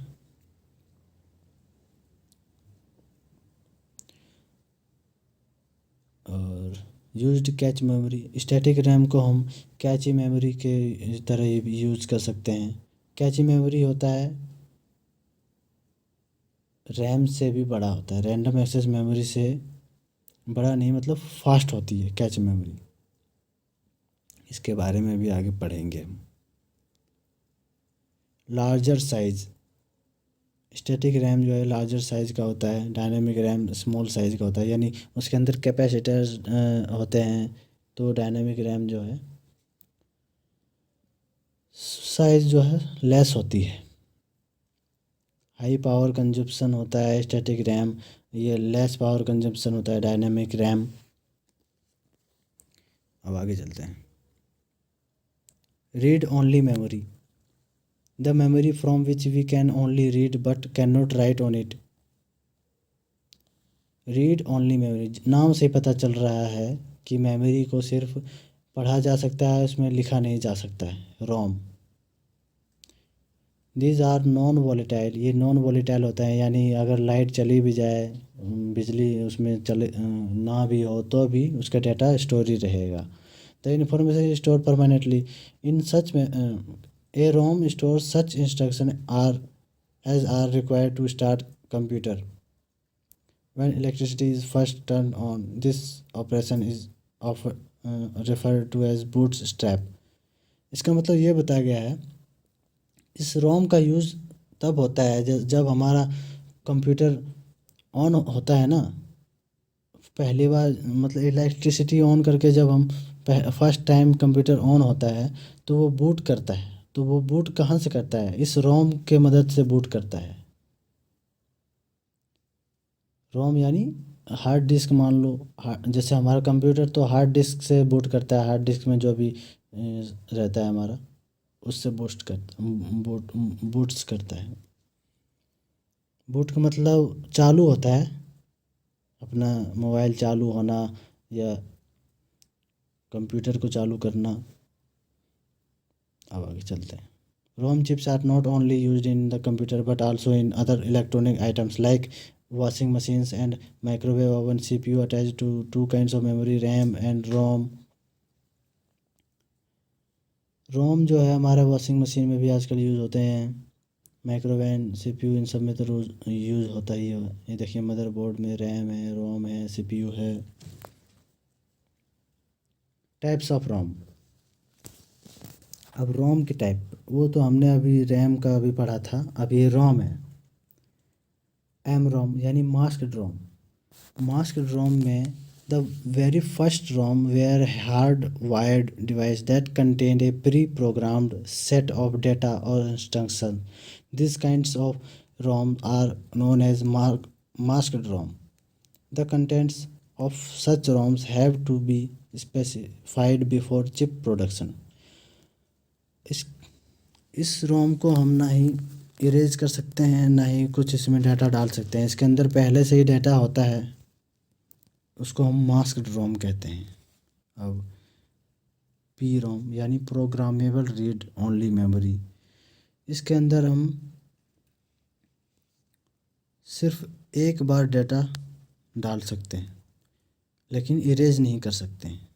इसका मतलब ये हुआ, देखिए program read only memory is that can be modified only once by user. The user buys a blank P ROM, जब कोई यूज़र एक खाली प्रोग्राम रीड मेमोरी खरीदता है and enters the desired content using A P ROM programmer burner, और उसके अंदर कुछ भी अपना मूवी डाल देता है या कुछ भी डालता है, उसके बाद वो उसको ना ही इरेज कर सकता है ना ही कुछ। अगर एक बार इरेज किया तो once and is not erasable, erase होएगा ही नहीं तो इरेज कहाँ से करेगा वो। अब चलते हैं आगे। ई P Rome erasable and programmable रोम, ये इरेजेबल है, अब वो था सिर्फ प्रोग्रामेबल है, ये इरेजेबल भी है प्रोग्रामेबल भी है। तो यानी the E P ROM can be erased ये इरेज हो सकता है to put it to ultra violet light. देखिए बाय की जगह मैंने टू कर दिया, एक्सपोजिंग की जगह पुट कर दिया, तो इसका मतलब ये हुआ कि आपको आसानी होगी। Can be erased to put it to ultra violet light, उस उसको मिटाया जा सकता है, लेकिन उसको सिर्फ अल्ट्रा वायलेट लाइट के अंदर रखना पड़ेगा 40 मिनट के लिए, अप टू 40 मिनट्स, तब जाके वो इरेज होगा उसका डेटा। और वो सिर्फ सारा डेटा इरेज हो जाएगा इसमें। देखिए an E P ROM erasure is not selective, यानी किसी कोई डेटा को अगर जैसे मुझे एक मूवी को इरेज करना है, दूसरे मूवी को रहने देना है, तो ऐसे नहीं कर पाओगे इसमें। इसमें सारा का सारा डेटा इरेज हो जाएगा। इसमें ये बताया गया है will erase the entire E P रोम, मतलब सारा का सारा। और ई पी रोम जो है मोर एक्सपेंसिव होता है, प्रोग्रामेबल रोम से ज़्यादा होता है। अब ई पी रोम, अब उसमें ई पी रोम था, अब ई पी रोम आ गया, मतलब electrically erasable and programmable read only memory. The E P ROM is programmed and erased electrically. जो ई पी रोम होता है वो प्रोग्राम किया जाता है इलेक्ट्रिकली इरेज करने के लिए। यानी ये है, इसका मतलब ये है कि इस रोम को हम इलेक्ट्रिकली इरेज कर सकते हैं। It can be erased and reprogrammed about 10,000 times. और इसमें हम कोई भी डेटा डाल भी सकते हैं और इरेज भी कर सकते हैं 10,000 बार। ठीक है। In E P ROM any location can be selectively erased and programmed. और इसमें यह है कि कोई सा भी चीज़, जैसे मुझे पहला मूवी डिलीट करना है तो पहला ही होगा डिलीट, दूसरा रहने देना है तो वो रहेगा ही रहेगा। इसमें ऐसा फंक्शन दिया गया है। यानी program E P ROM can erase one by location can be selectively, मतलब इसका लोकेशन जो है सेलेक्टिवली सेलेक्ट कर सकते हैं किसको इरेज करना है नहीं करना है, rather than erasing the entire ship. वही बताया। The biggest advantage of E P ROM is that it is non volatile memory. और इसका बिगेस्ट एनवायरनमेंट ये है कि ये नॉन वॉलेटाइल मेमोरी होता है, यानी लाइट जाने पर भी ये स्टोर करके रखेगा। एडवांटेज ऑफ रोम, अब रोम का एडवांटेज क्या होता है? Non volatile in nature, easier to interface than RAM, this can not be accidentally changed, cheaper than RAM. अब रोम मैंने पहले ही बताया था आपको रोम होता क्या है। जो हमारे मोबाइल के अंदर जो इंटरनल स्टोरेज होती है उसको हम रोम कहते हैं। यानी उसके अंदर हमारे मूवीज सेव होते हैं, गाने सेव होते हैं, ये सारे रोम में आते हैं। तो रोम हमारा नॉन वॉलेटाइल होता है, यानी अगर लाइट चली भी जाए तो भी हमारा डाटा सेव है, हमारा मूवी उसके अंदर सेव है, हमारे गाने सारे उसी में है, सेव पड़े हैं, वो उड़ेंगे नहीं रोम के अंदर। चीपर देन रैम, रैम से सस्ता होता है रोम। रैम ज़्यादा महंगा होता है क्योंकि वो फ़ोन की स्पीड को बढ़ाती है RAM. Okay. Easy to test, more reliable than RAM. अब आगे चलते हैं। Cache memory. अब देखिए कैच मेमोरी पे आ गए ना। कैच मेमोरी जो है रैम से भी ज़्यादा फास्ट होती है। अब कैच मेमोरी जो है सीपीयू और मेन मेमोरी रैम के बीच में कैच मेमोरी होती है। देखो डायग्राम, इसमें लिखा भी गया है। Cache memory is a very high speed memory which is placed between the processor and main memory. Okay, अब चलते हैं। RAM is much slower then the CPU. RAM जो है बहुत ही स्लो होता है सीपीयू से। Therefore moving data between RAM and the CPU register is very time consuming operation. इसलिए डाटा को मूव करना रैम और सीपीयू के बीच, CPU register is very time consuming, बहुत ही टाइम लगता था। तो देखिए मेन मेमोरी से सीपीयू में, ये जो डायग्राम है, मेन मेमोरी से सीपीयू के पास डाटा भेजना है तो बहुत टाइम लगता था। तो कैच मेमोरी को डाल दिया गया तो इससे क्या हुआ कि कैच मेमोरी तुरंत भेज देता है सीपीयू को। समझ गए ना? इसका कहने का मतलब ये है। अब देखिए To solve this problem, a very high speed memory called cache memory is placed between processor and main memory. इस प्रॉब्लम को सॉल्व करने के लिए एक very high speed memory cache memory को उसके अंदर उसके बीच में रखा गया। वही चीज़ बता रहा है जो मैंने अभी डायग्राम में बताया कि सीपीयू और मेन मेमोरी के बीच में रखा गया है कैच मेमोरी को इस प्रॉब्लम को सॉल्व करने के लिए। चलिए आगे, levels of cache. There are 2 levels of cache memory, level 1, level 2। बस इतना कर लीजिए, इसके अंदर का जो ये सब करने की ज़रूरत नहीं है, उतना मेन इम्पोर्टेंट नहीं है। बस इतना याद रखना, कैच मेमोरी में लेवल 2 होते हैं, लेवल 1 कैच, लेवल 2 कैच। अब फ्लैश मेमोरी पे आते हैं। फ्लैश मेमोरी हमारा जो पेन ड्राइव होती है उसे कहते हैं। चिप हो गया हमारा अलग से जो हम फ़ोन में लगाते हैं चिप, ये हमारा फ्लैश मेमोरी के अंदर आते हैं। तुरंत समझ गए होंगे इसके मदद से। अब देखिए, flash memory is non volatile, मतलब परमानेंट, इसमें हमारा डाटा स्टोर कर सकते हैं हम इसको।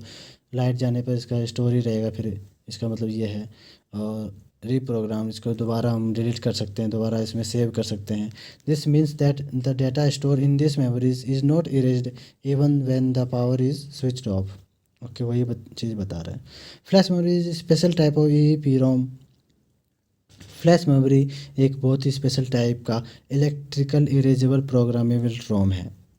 अब electrical erasable programmable Rome and flash memory के अंदर जो डिफरेंस है वो ये है कि electrical erasable programme requires data to be written और erased 1 byte at a time. एक बाइट जो है एक टाइम में ही डाटा इरेज कर सकता है, राइट, और सेव कर सकता है। जबकि flash memory chip allows data to be written or erased in blocks and same makes it faster। Block के अंदर जो है डाटा को हम उसको सेव कर सकते हैं। ब्लॉक जो होता है बाइट से बड़ा होता है, ये बता देते हैं हम आपको। बस यही है इसके अंदर, ये डिफरेंस करना ज़रूरी है। अगर ये एग्ज़ाम में आता है तो ये लाइन 2-3 लाइन लिखनी ज़रूरी है।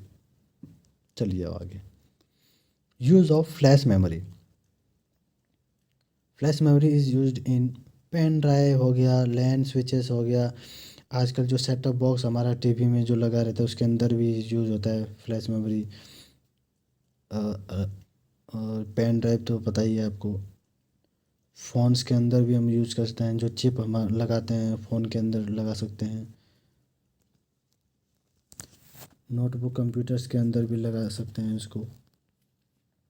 Advantage of flash memory. Flash memory का एडवांटेज क्या है? नॉन वोलेटाइल होता है, स्मॉल साइज होता है, फास्ट होता है, economical, very low energy consumption. वही चीज़ें हैं जो बार बार रिपीट हो रही हैं कि लाइट जाने पे भी नहीं होगा कुछ, स्मॉल छोटा सा साइज़ में आ जाता है, फास्ट होता है। ये हमारा फ्लैश मेमोरी, यानी इसमें डाटा हम स्टोर कर सकते हैं फास्टली। चलते हैं, CPU रजिस्टर, यही है सबसे fast memory, CPU register. Cache memory से भी फास्ट है ये, क्योंकि ये CPU के अंदर ही आता है, CPU रजिस्टर्स। अब देखिए, A register is a very small amount of very fast memory that is built into the CPU। CPU के अंदर ही बना हुआ रहता है ये memory, central processing unit. In order to speed up its operations by providing quick access to commonly used values, registers are temporary memory units that store words. इसके अंदर जो रजिस्टर्स होते हैं CPU के अंदर, वो टेम्पोररी मेमोरी होती है लेकिन बहुत ही फास्ट होती है। Are located in the processor instead of RAM, so data can be accessed and stored faster. RAM की जगह पे वो उसके अंदर हमारा रजिस्टर यूज़ किया जाता है CPU के अंदर। CPU के बाहर तो हमारा रैम और रोम होता है, ठीक है। चलिए, register are use to quickly accept, store and transfer data and instruction that are being used immediately by the CPU। Register का यूज़ करते हैं ताकि हमारा डाटा जो है CPU के पास तुरंत चला जाए, इसलिए रजिस्टर को यूज़ किया जाता है। हो गया, अब चलते हैं आगे। अब ये सब करने की ज़रूरत नहीं, अब आगे चलते हैं। Secondary storage, as oppose to primary storage. Primary storage में हमारा रैम आता था, रजिस्टर्स आते थे, कैपेसिटर्स ये सब आते थे। अब secondary as oppose to primary storage which the central processing unit CPU, ये सारे प्राइमरी स्टोरेज में आते थे। Uses for processing data and instruction. Secondary storage use to store data and programs when they are not being processed. Secondary storage includes devices like hard disk, floppy disk, ROM and magnetic tape. ये सारे जो हैं secondary storage में आते हैं, मतलब जिसके अंदर डाटा परमानेंट स्टोर होता है वो सेकेंडरी स्टोरेज में आते हैं। तो चलिए आगे। लेकिन ये स्लो होते हैं क्योंकि रैम तो फास्ट होता ही है, रोम स्लो होता है, वही चीज़ बताएगा। Advantage of secondary storage. Advantage ये है कि नॉन वोलेटाइल होता है, यानी उसमें लाइट चली जाए तो भी हमारा डाटा परमानेंट सेव रहेगा। कैपेसिटी इसकी बहुत ज़्यादा होती है क्योंकि इसमें बहुत सारा मूवी हम डाउनलोड कर सकते हैं, गाने डाउनलोड कर सकते हैं। इसकी कॉस्ट भी जो होती है बहुत कम होती है क्योंकि रैम फास्ट करता है मोबाइल को, इसलिए उसकी कॉस्ट ज़्यादा होती है। रोम जो है हमारा, उसके अंदर डेटा को सेव करना होता है, ज़्यादा कुछ काम नहीं होता, इसलिए इस लेस एक्सपेंसिव होती है। यूजेबिलिटी, मतलब इसको दोबारा यूज कर सकते हैं, मतलब डिलीट करके फिर दोबारा उसमें सेव कर सकते हैं रोम के अंदर, सेकेंडरी स्टोरेज के अंदर। रोम कह लो, सेकेंडरी स्टोरेज कह लो, हार्ड डिस्क कह लो, बात एक ही है। पोर्टेबिलिटी बहुत आसान है, इसको एक जगह से दूसरी जगह आराम से ले जाओ। Methods of accessing data. Data को एक्सेस करने का method. Primarily there are two methods of accessing data. ये हमने पिछले चैप्टर में भी ये पढ़ा था, पिछले नहीं इसी में पढ़ा है हमने। सिक्वेंशियल एक्सेस होता है, डायरेक्ट एक्सेस होता है, सिक्वेंशियली एक एक करके एक्सेस करता है वो, तो उसको टाइम लग जाता है एक्सेस करने में। तो डायरेक्ट में क्या होता है, जल्दी उसका खुद का रीड राइट हेड होता है तो वो डायरेक्ट एक्सेस कर लेता है, यही और कुछ नहीं है। Magnetic tape. अब मैग्नेटिक टेप ये हार्ड डिस्क में ही आते हैं ये सारे। Magnetic tape is very popular storage medium for large data. Magnetic tape is a continuous length storage medium similar to the tape used in voice or sound recorders. It is made of plastic ribbon. It is of 1 by 2 width and 204 feet in length. Magnetic tape is coated with magnetizable material on one side. अब देखिए, magnetic tape is very popular storage medium for large data. Magnetic tape is a continuous length storage medium similar to the tape used in voice और sound. Magnetic tape एक magnetized material से बनाया गया है, और इस मैग्नेटिक टेप, ये magnetic tape जो है प्लास्टिक रिबन से बना है, और इसकी जो लेंथ है बहुत ही ज़्यादा है, मतलब 2000 feet in length, 2400 feet in length है इसकी। चौड़ाई 1/2 विड्थ है। Magnetic tape is coated with magnetisable material on one side. इसकी मैग्नेटिक टेप है, एक साइड से जो है इसका मैग्नेटाइज मटेरियल से बनाया गया है, एक साइड से। Data are store in magnetize bits which are permanent. Data stored on tape can be read again and again from magnetic tape, just as in case of sound tape recorder. As the new data is stored, the previous data stored on the tape are erased. इसमें ये function है कि जो अगर हम नया data store करते हैं तो पिछला जो डेटा है वो उड़ जाएगा। Applications areas of magnetic tapes, ये नहीं करना है, चलिए। Advantages of magnetic tape.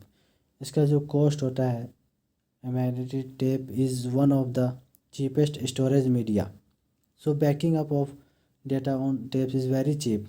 बहुत ही सस्ता होता है मैग्नेटिक टेप। स्टोरेज कैपेसिटी इसकी जो है बहुत ही ज़्यादा होती है क्योंकि इसका लेंथ बहुत बड़ी है, इसलिए। एनी लेंथ रिकॉर्ड, ये एडवांटेज सारा बताया जा रहा है कि बहुत ही बड़ी लेंथ को रिकॉर्ड कर सकता है, मतलब कितना भी बड़ा वो मूवी हो, कितना भी बड़ा हो, कुछ डेटा हो, रिकॉर्ड कर सकता है, दोबारा रीयूज़ कर सकता है, ठीक है। डिसएडवांटेज में एक्सेस टाइम, मतलब इसको प्रोसेस करने के लिए बहुत टाइम लगता है इस मैग्नेटिक टेप को।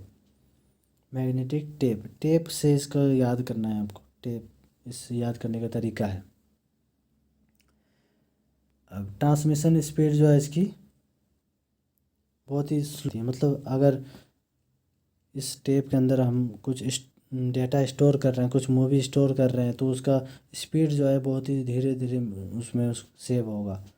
इसका डिसएडवांटेज है। वुल्नरेबल टू डैमेज, यानी मैग्नेटिक टेप जो है बहुत ही ज़्यादा ख़राब हो सकता है अगर उसमें धूल मिट्टी चली गई तो, ये बताया गया है इसमें। अब मैग्नेटिक डिस्क पे आ जाते हैं। Magnetic disk is a storage device.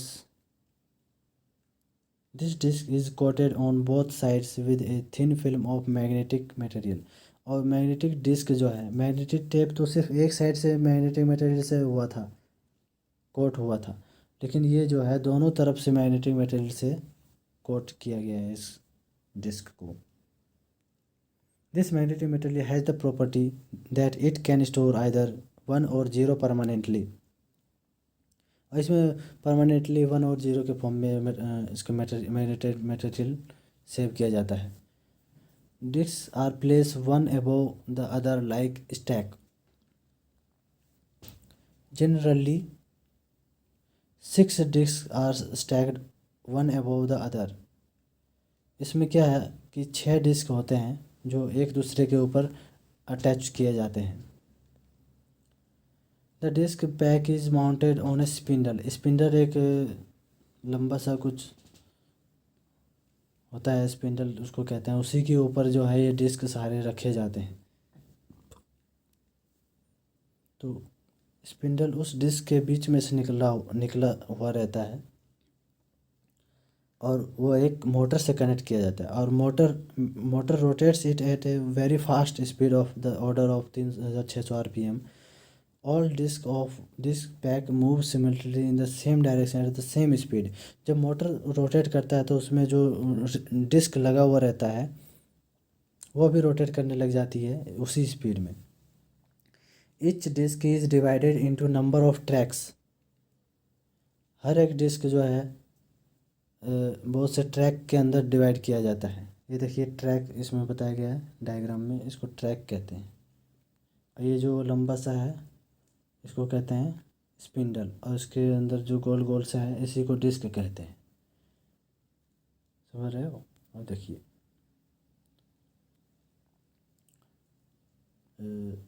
हाँ, each disk is divided into number of track और each track is further subdivided into sector.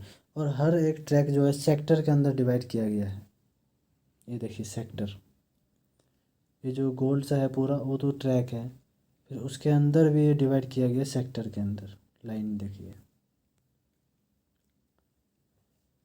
In a disk pack of 6 disk, 6 disk pack में 12 surface होंगे, क्योंकि 6 disc हैं तो उसके 2 surface हुए, एक डिस्क के 2 सरफेस हुए तो 6 डिस्क के 12 सरफेस हो गए। तो top surface of first and bottom of last are not used for reading और राइटिंग। जो ऊपर का जो सरफेस है और जो नीचे का सरफेस है, इसमें देखिए सबसे ऊपर वाला जो सरफेस है और सबसे नीचे वाला सरफेस है वो यूज नहीं होंगे, बाकी सारे होंगे इसको स्टोर, डेटा को स्टोर करने के लिए। तो यानी 12 में से 10 सरफेस यूज़ होंगे डाटा को स्टोर करने के लिए। इसका मतलब ये है, और ये मेन चीज़ें हैं, इसको करना ज़रूरी है। ओके, चलते हैं। Advantage of magnetic disk, access time जो है इज बहुत ही कम होता है in case of magnetic tape, यानी स्पीड ज़्यादा होती है इसकी। एक्सेस टाइम कम, स्पीड ज़्यादा। फ्लेक्सिबिलिटी, मतलब इसका मैग्नेटिक डिस्क को be used sequential as well as direct access storage device, मतलब इधर से उधर हम हाथ में कर सकते हैं इसको। फ्लेक्सिबिलिटी होता है, किसी भी एक्सेस में यूज़ किया जा सकता है इसको। Transmission speed, rate of data transfer is fast in magnetic disk. Transmission speed जो होती है इसकी, मतलब डाटा को सेव करना रीड करना, ये सब बहुत ही स्पीड में होता है इसके अंदर। और दोबारा रीयूजेबिलिटी, या तो डिलीट भी कर सकते हैं और सेव भी कर सकते हैं दोबारा से। स्टोरेज कैपेसिटी इसकी लार्ज होती है, very large amount of data. Disadvantage of magnetic disc.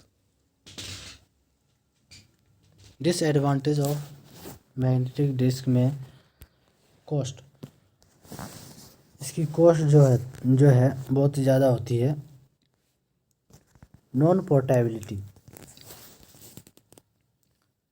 यानी एक जगह से दूसरी जगह नहीं इसको ले जा सकता है मैग्नेटिक डिस्क को।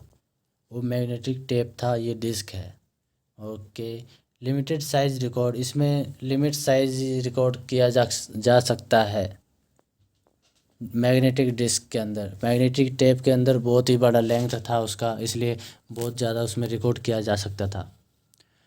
नॉन ह्यूमन रीडेबल, यानी मैग्नेटिक डिस्क के अंदर जो कुछ है ये सब आदमी नहीं देख सकते थे। अब चलते हैं कैरेक्टरिस्टिक ऑफ डिस्क सिस्टम। इसमें हेड मोशन होता है, यानी हेड घूमता रहता है। एक्सेस टाइम इसका होता है। डिस्क पोर्टेबिलिटी होती है। साइड इसके सिंगल और डबल होते हैं। Classification of magnetic disc. Magnetic disk के भी कई टाइप होते हैं। फ्लॉपी डिस्क होते हैं। Floppy disk are smaller, simpler and cheaper disk units. This consist a flexible melon plastic diskette coated with a thin film of magnetic material. Magnetic material का बना हुआ रहता है ये फ्लॉपी डिस्क। बस इतना याद कर लो। अब देखिए, there is a hole in the centre of disk. पहले ये डायग्राम देख लो। ये जो राइट साइड में है ऊपर की तरफ, राइट प्रोटेक्टर है, इंडेक्स होल है, रीड राइट सेंसर है, हब है।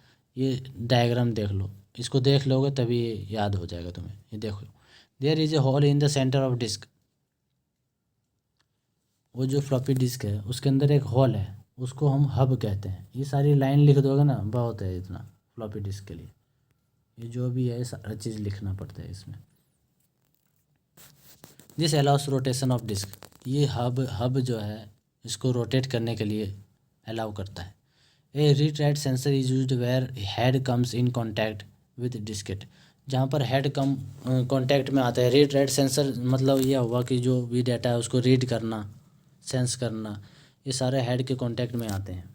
ये जो रीड राइट सेंसर है, रीड राइट सेंसर, ये हेड के कॉन्टैक्ट में आते हैं।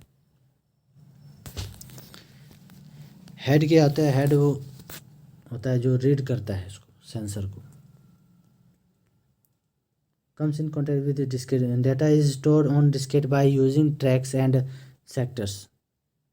ट्रैक और सेक्टर के अंदर ही डाटा इसको स्टोर किया जाता है। There is an index hole showing start of floppy. मतलब ये इंडेक्स हॉल देखिए इसमें, इस हॉल से ये पता चलता है कि ये फ्लॉपी डिस्क जो है स्टार्ट हुआ है, ये बंद पड़ा है। Okay. A notch is use to make it write protected. Data can't be return into the disk. मतलब ये है राइट प्रोटेक्टर। मतलब राइट प्रोटेक्टर इसमें देखिए, ये इसको प्रोटेक्ट करता है लिखने से। उसको स्विच को ऑन करोगे तभी इसमें कुछ डाटा को स्टोर करोगे। चलते हैं आगे। हार्ड डिस्क पे आ जा रही है। हार्ड डिस्क जो हमारे लैपटॉप में होता है, सीपीयू में होता है, मेमोरी कहते हैं इसको। A hard disk includes one or more platters mounted on a central spindle like a stack of rigid diskette. Each platter is covered with a magnetic coating. इसमें बहुत से प्लेटर्स होते हैं। प्लेटर नाम है जो इसके, जैसे इसके पार्ट्स हैं। जो हार्ड डिस्क है ना, ये पार्ट से बना हुआ है, बहुत से पार्ट्स उससे बना हुआ। तो ये प्लेटर भी होता है एक पार्ट, जो कि इस स्पिंडल के ऊपर रखा गया है। स्पिंडल मैंने पहले ही बताया आपको, एक लंबा सा चीज़ होता है, उसी के ऊपर ये सारे पार्ट रखे गए हैं, ये प्लेटर्स रखे गए हैं। द नंबर ऑफ प्लेटर्स में very depending upon the capacity of hard disk. और ये प्लेटर्स होते हैं, ये हार्ड डिस्क के कैपेसिटी पे डिपेंड करते हैं। नहीं, प्लेटर्स पे है, हार्ड डिस्क जो की कैपेसिटी डिपेंड करती है। ये उल्टा लिख रखा है इसमें। जो हार्ड डिस्क की कैपेसिटी है, जितना ज़्यादा प्लेटर्स डालोगे उसमें उतना ज़्यादा उसकी हार्ड डिस्क की कैपेसिटी बढ़ेगी, उसको स्टोर करने की क्षमता बढ़ेगी। Each of this platters are divided into tracks and sectors. जो भी इसमें प्लेटर्स हैं, ये जो गोल गोल सा है ना पूरा, ये प्लेटर्स हैं ये सारे। ये जो बड़ा सा गोल सा है, इस प्लेटर कहते हैं इसको। ठीक है, तो platters are divided into tracks and sector. ये तो हमेशा लाइन लिखनी है आपको। ट्रैक के अंदर डिवाइड होता है, उसके बाद सेक्टर के अंदर डिवाइड हो जाता है, तब जाके वो स्टोर करता है डेटा को। Every platter has movable head. हर एक प्लेटर का अपना हेड जो है मूवेबल होता है। जैसे मतलब अगर इस प्लेटर को हटाना है तो वो हटा सकते हैं।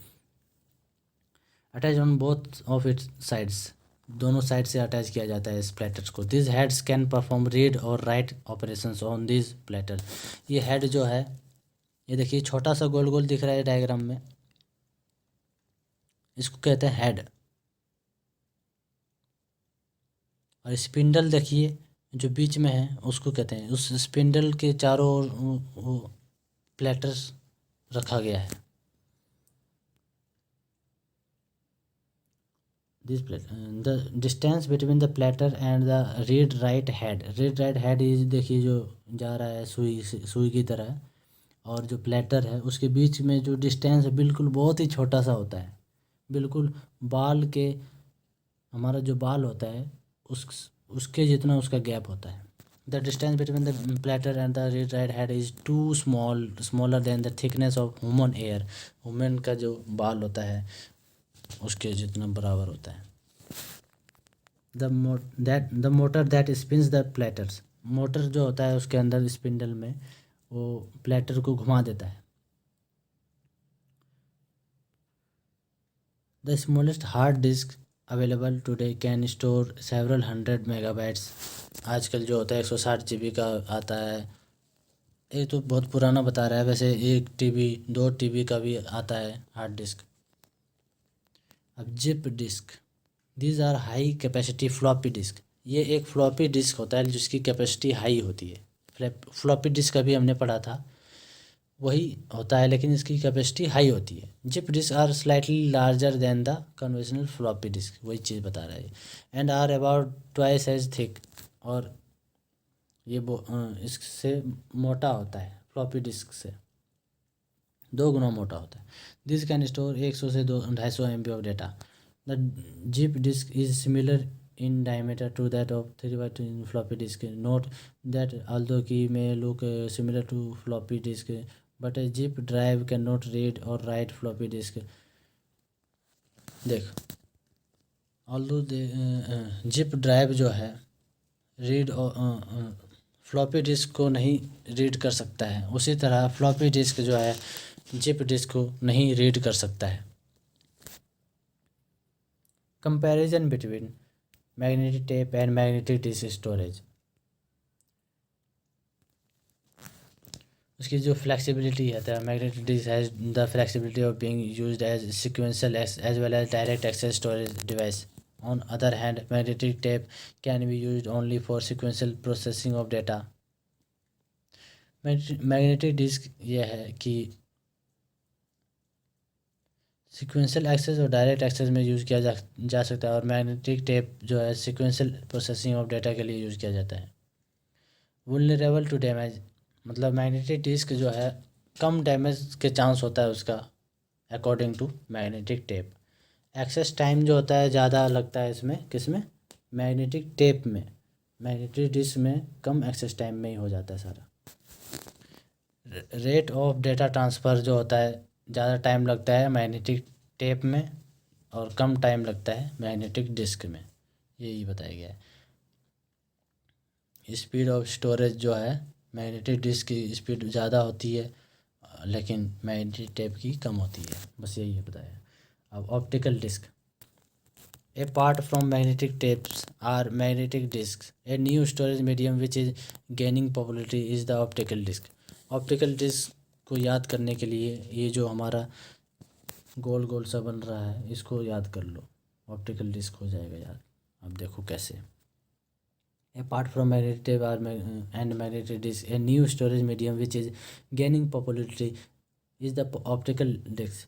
The optical disk storage system consists of a rotating disk coated with a thin layer of metal, aluminum, gold और silver. ये एक थिन लेयर मेटल या गोल्ड सिल्वर से बनाया गया है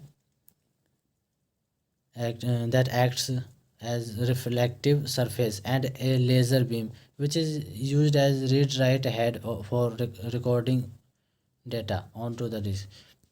इसमें रीड राइट हेड है जिसको डेटा को रिकॉर्ड करता है। Unlike magnetic disk which has several layers of concentric layers, magnetic disk में बहुत सारे लेयर्स थे, लेकिन ये जो है ऑप्टिकल डिस्क में single long track in the form of spiral shape, spiral shape यानी जलेबी के शेप की तरह होता है इसका, और सिर्फ एक ही ट्रैक होता है जो कि लंबा जाता है और स्पायरल शेप के अंदर रहता है। Suitable for reading large block of sequential data on to it such as music even each, but it is usually slower than magnetic disk से ये स्लो ही होता है, मतलब मैग्नेटिक डिस्क फास्ट है अभी तक, ठीक है।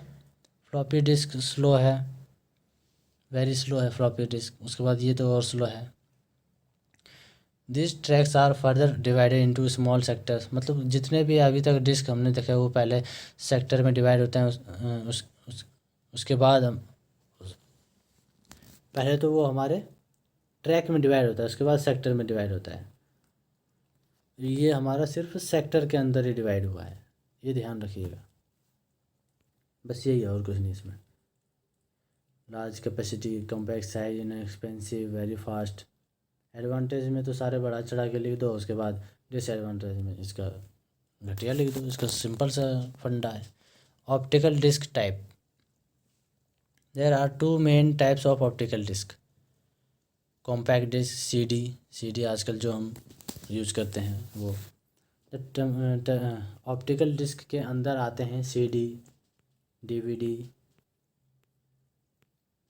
वर्चुअल मेमोरी तो अलग ही है, सीडी और डीवीडी जो है ऑप्टिकल डिस्क के अंदर आते हैं। The terminology CD used for audio record stands for compact disk for use in digital computers. Similar technology is used. The disks used for data storage are known as compact disk, read-only memory, CD-ROM. A compact disk is a round disk of clear polycarbonate plastic coated with a very thin reflective layer of aluminum.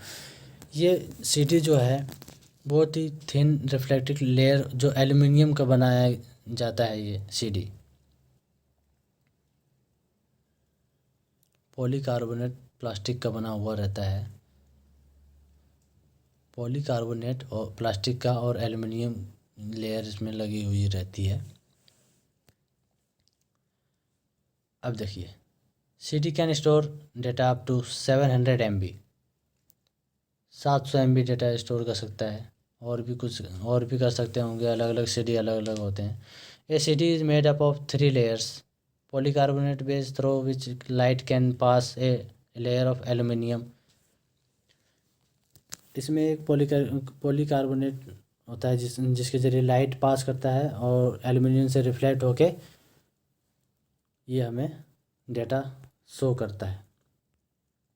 The compact disc यानी CD drive contains ए laser gun, उसमें एक laser gun होता है जो उसके light को sense करता है, उसके बाद डेटा को समझता है फोटो डिटेक्टर के माध्यम से। अब चलते हैं आगे। WORM disk, WORM means write once and read many, उसी का पार्ट है CD का ही, WORM फुल फॉर्म है write once and read many, यानी एक बार इसमें स्टोर कर लिया, इसमें स्टोर सिर्फ एक बार कर सकते हो और उसमें बार बार चला सकते हो, बस ये है। और इसमें और the audio CDs you purchase from the market are WORM disk, ये सब वार्म डिस्क के अंदर आते हैं। CD recordable, the recordable disk can be written only once, इसमें सिर्फ एक बार ही रिकॉर्ड आप कर सकते हो। और उसमें क्या था वार्म में, वो पहले से रिकॉर्ड किया हुआ आता है CD जो होती है, CD रिकॉर्डेबल में हम एक बार रिकॉर्ड कर सकते हैं। अब CD रीराइटेबल में हम रिकॉर्ड करके डिलीट भी करके फिर रिकॉर्ड कर सकते हैं।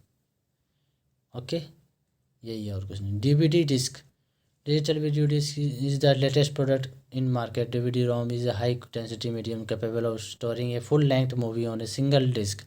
Its size is same as size of CD, but it has, देखो, each side of a standard DVD ROM disc can hold up to 4.7 GB।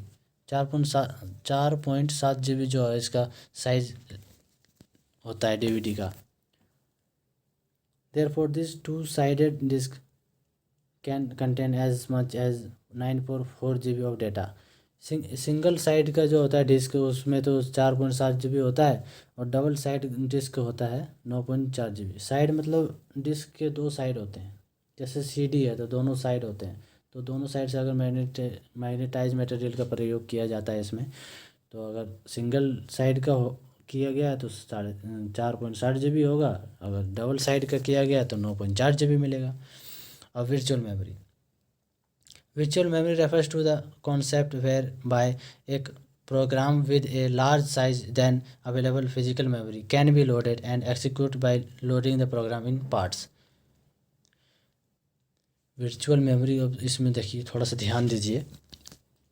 Virtual memory refers to the concept whereby a program with a large size, एक programme है, कोई coder है, उसने एक programme बनाया है जिसकी साइज़ बहुत ज़्यादा है, देन अवेलेबल फिजिकल मेमोरी, और जो मेमोरी की साइज़ है बहुत ही कम है, can be loaded and executed by loading the program in parts. अब उस प्रोग्राम को वो पार्ट्स में लोड करके उसको कर देगा लोड, उसी को हम वर्चुअल मेमोरी कहते हैं। वो मेमोरी वो सिस्टम से ही लेगा। फॉर एग्जांपल, जैसे ये 20 MB का प्रोग्राम है, can run on A 8 MB machine. एक 8 MB की मशीन है, उसके अंदर 20 MB का प्रोग्राम रन करना है, तो by carefully choosing which 8 MB to keep in memory at each instant with pieces of program being swapped between memory and disk as needed.